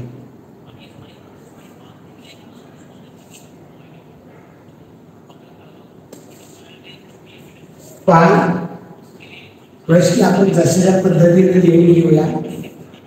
27 अंश 56 याच्यामध्ये कोणता माहित नाही आपल्याला. त्याला एक्स नाव दिलं तरी चालेल. त्याच्यामध्ये कोणता पण मिळवला तर बेरीज 50°-50. याची किंमत काढायची. ही आधी देखील तिकडे पाठवलं काय होतील वाजा. म्हणजे काय होईल एक्स बरोबर 50/50 वाजा 27/50. वजाबाकी करायची. छेद सारखा आहे. छेद सारखा असेल तर छेद एकदाच लिहा. 50 मधलं 27 वजा करा. आडवी येत असेल करा, नसेल उभी मांडणी करा. 0तनं 5 जातो का मानाचा आजचा घ्या, पुढल्या घरात द्या. 10तनं 7 गेले, 3 राहिले. पुढे 5तनं 3 गेले, 5तनं 3 गेले 2 छेद 50. उत्तर काय येणार आहे 23°-50. पर्याय क्रमांक 3. पुढे प्रश्न पहा. शुभम जवळ 5 रुपये व 10 रुपयाच्या प्रत्येकी 12 नोटा आहे तर त्याच्याजवळ एकूण रक्कम. हा 65वा प्रश्न. शुभम जवळ 5 रुपयाच्या किती नोट आहे 12. 10 रुपयाच्या 12. 5 रुपयाच्या 12 नोटा म्हणजे 12×5 7. 10 रुपयाच्या 12 नोटा म्हणजे 12×10 100. मग 0 एकूण नोटा 0 0 7 2 8 180. एकूण रक्कम किती आहे 180 रुपये आहे. चला वरीलपैकी घनाची आकृती कोणती. घनाची घन कशाला म्हणतात आपण खेळतो लुडो. याची सगळं प्रत्येक पृष्ठ कसं असतं प्रत्येक पृष्ठ हे चौरस आकृती असतं. लांबी तेवढीच रुंदी तेवढीच उंची. इकडे असं वाढवलं आता हे या पद्धतीनं असतं. याची सगळी पृष्ठ याला किती असतात 6. 6च्या 6 पृष्ठ चौरस आकृती असतात.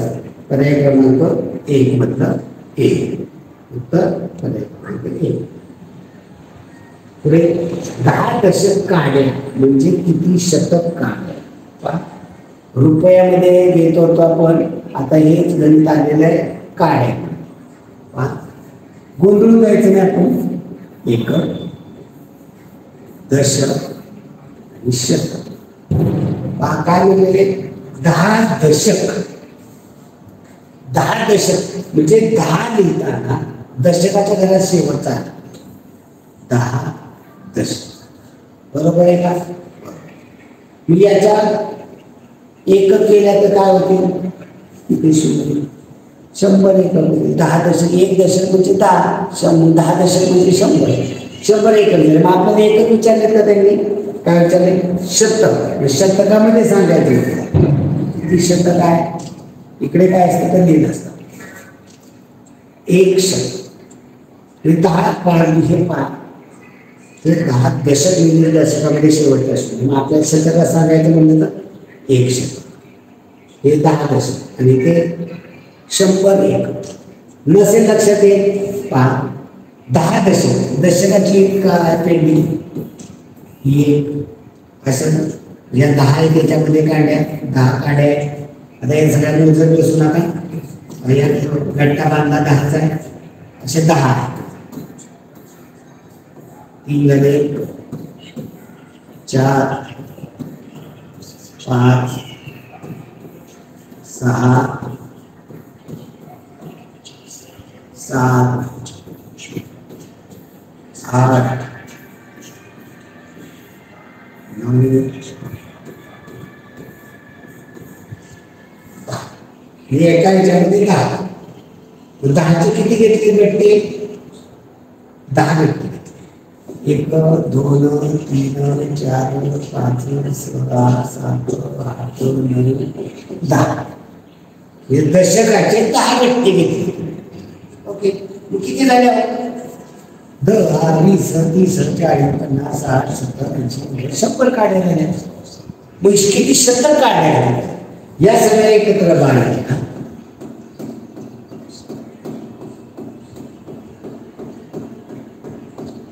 100 काढायचा असा एक गट्टा केला, 100 काढायचा काय झाला, 1 शतक झाला. हे तर काढायच्या ठिकाणी रुपया घ्यायचं, 10 दशक रुपये. दशक म्हणजे काय, 10. मग 10 दशकाच्या म्हणजे 10 रुपयाच्या 10 नोटा घेतल्या म्हणजे किती झाले, 100 रुपये. म्हणजे शतक किती झाले, 1 तर 100चे 1 रुपये. दिसतं खूप सोपं, म्हणजे तेवढंच अवघड असतं. 1 शतक ही पुढचा प्रश्न घ्या. 435 मध्ये 8 मिळवून येणारी संख्या करू. 435 मध्ये 8 मिळवायचे. 8 आणि 5 1300, 3 आजच्या 3 आणि 4 404 किती आहे, 443. पुढील प्रश्न घ्या. विस्तारित रूपातल्या 69वा प्रश्न. विस्तारित रूप घ्या. 7850 याचं विस्तारित रूप. 7ची स्थानिक किंमत 7000, 8ची स्थानिक किंमत 800, 5ची स्थानिक किंमत 50, 0ची स्थानिक किंमत 0. हे लिहिलं नाही तरी चालतं. 7850 कोणत्या पर्यायामध्ये, पर्याय क्रमांक 3. खाली अधोरेखित अंकाची स्थानिक किंमत लिहा. आता इथं अधोरेखित अंकच लिहिलेला नाहीये, पण पाहू, लिहूया इथे अंक.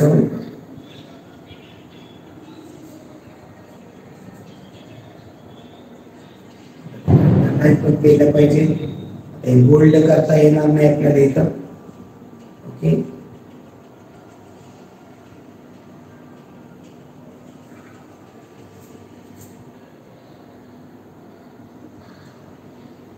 हे 3 अंकाचे अधोरेखित तिथं 3 बोल्ड केले पाहिजे. दुरुस्ती करून घेऊ आपण ते.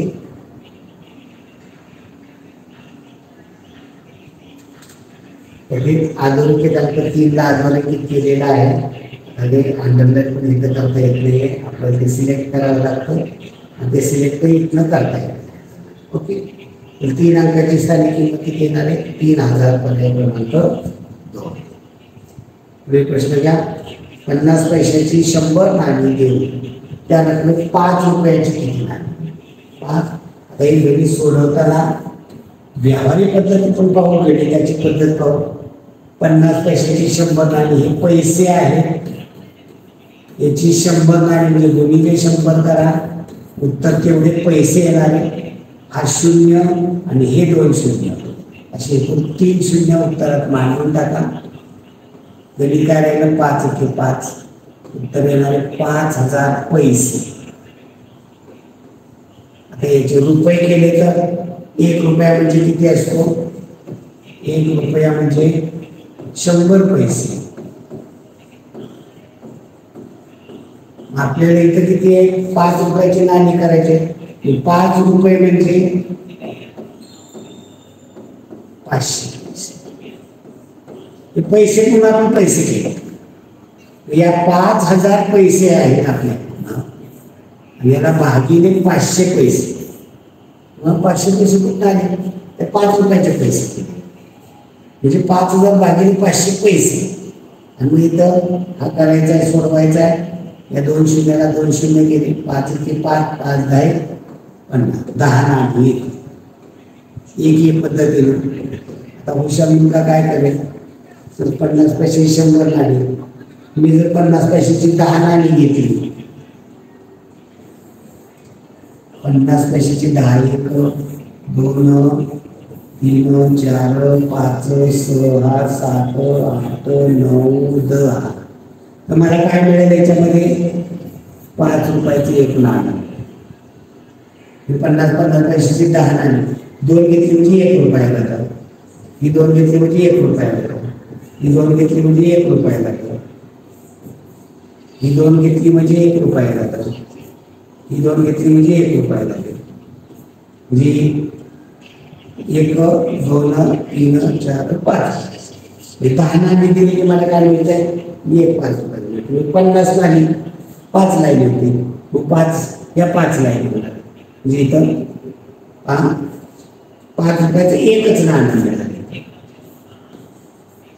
एक 10 रुपयाची 50 पैशाची 10 नाणी दिली की मला 5 रुपयाचं एक नाणं मिळतं. मग इथं 5 लाईन होते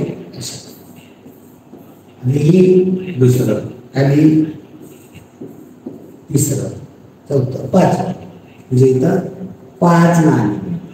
उत्तर 10 100 नाणी आहेत. आपल्याला 10 लाईनी होती.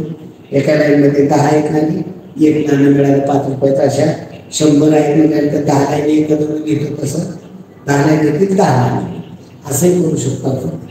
आता व्यवहार चतुर्मुलं असतात ना, हे असंच होतं. प्रश्न पहा, एका पुस्तकाचे वजन 27 ग्रॅम तर 19 पुस्तकाचे वजन. एका पुस्तक 72 प्रश्न आहे. ग्रॅम, एका पुस्तकाचं वजन आहे 27 ग्रॅम. अशा 19 पुस्तकाचा म्हणजे याला गुणिले 19 करावं लागेल. पाडा येत नाही 19चा असं समजू आपण. एक असेल तर आनंदाचा आहे. 9 ने 7 ला गुणलं 9 7 63 3 6 9 ने 2 ला गुणलं 9 ने 8 6 24. आता दशकाने गुणायचे म्हणजे एका खाली 0 द्या. 9 1 ने 7 ला गुणले 1 7 7 1 ने 2 ला गुणले 1 2 1 2 इंची करा बेरीज 0 3 3 7 4 11 1 2 4 5. उत्तर किती येणार आहे? 513 ग्रॅम आहे का? ग्रॅम मध्ये उत्तर आहे. 513 आहे का? आहे. पुढे त्रिज्या असणारे नाव शोधायचे. इथलं त्रिज्या असणारं नाव याच्यामध्ये थोडंसं दुरुस्ती करावी लागेल. त्रिज्या ई ड ड ई ही त्रिज्याच आहे. ड उ उ याच्यात अ आहे. ड अ त्रिज्याच आहे. अ क ही त्रिज्या नाही आणि अड अड ही त्रिज्याच आहे. म्हणजे याच्यामध्ये प्रश्न काय करावा लागेल? सोबतच्या आकृतीत त्रिज्या नसणारे नाव शोधा. त्रिज्या नसणार अ क ही त्रिज्या नाही. त्यामुळे या प्रश्नामध्ये दुरुस्ती करावी लागेल. 73वा प्रश्न होता. चला पुढे 5217 वजा 3212 आणि ते बरोबर करायचे. 5217 वजा 3212 म्हणजे गणित लिहिल्यानंतर जो वेळ आहे तो लागणार नाहीये. 7 आतनं 2 गेले 5 राहिले. 1 आतनं 1 गेला 0 राहिले. 2 आतनं 2 गेले 0 राहिले. 5 आतनं 3 गेले 2. उत्तर काय आलं? 2005. अरे क्रमांक 3. पुढं 87च्या पुढे क्रमाने येणारी 9वी समसंख्या कोणती? प्रश्न 75वा प्रश्न आहे. 87च्या पुढे क्रमाने येणारी 87 दिलेला आहे. याच्यानंतर क्रमाने येणारी 9वी सम पाहिजे. 87च्या नंतर पहिली सम कोणती? 88 पहिली आहे. 9वी काय 2 3 4 5 6 7 8 9 लिहून टाका. म्हणजे आपलं कुठं थांबायचं? पहिली 88 सम पाहिजे म्हणजे एक लक्षात घ्या. दुसरी 88 2 90 90 आणि 92 94 96 96 98 100 102 102 104. उत्तर काय येणार आहे? 9वी सम 104. असं सोडवायचं का? नाही. मग ते कसं सोडवायचं? आपल्याला काय विचारले? 9वी सम. मग आपण पहिली सम काढायची. पहिली सम काढायची. मग 87च्या नंतरची पहिली सम कोणती हो? 88. आता राहिल्या किती काढायच्या? 9वी विचारलं आपण पहिली काढली. राहिल्या किती? 8 आधी 8 गुणिले 2 88 अधिक 8 दुने 16. आता तुम्हाला सांगा दोन्ही 2 का केलं, त्यातला फरक बघावं कितीचा आहे, 2चा यातला फरक, 2चा यातला फरक, 2चा त्यातला फरक, 2चा. 2 समसंख्येमध्ये 2 विषम संख्येमध्ये फरक 2चा असतो म्हणून गुणिले 2. पहिली काढली आपण, राहिला किती 8 म्हणून 8. आपली या ठिकाणी त्याची बेरीज करा, 8 आणि 6 14, 4 आजच्या 8 आणि 9 10, तर किती येणार आहे 104. ओके, चला धन्यवाद मित्रांनो, भेटू पुढील भागामध्ये पुढील फॅक्टरसह. धन्यवाद.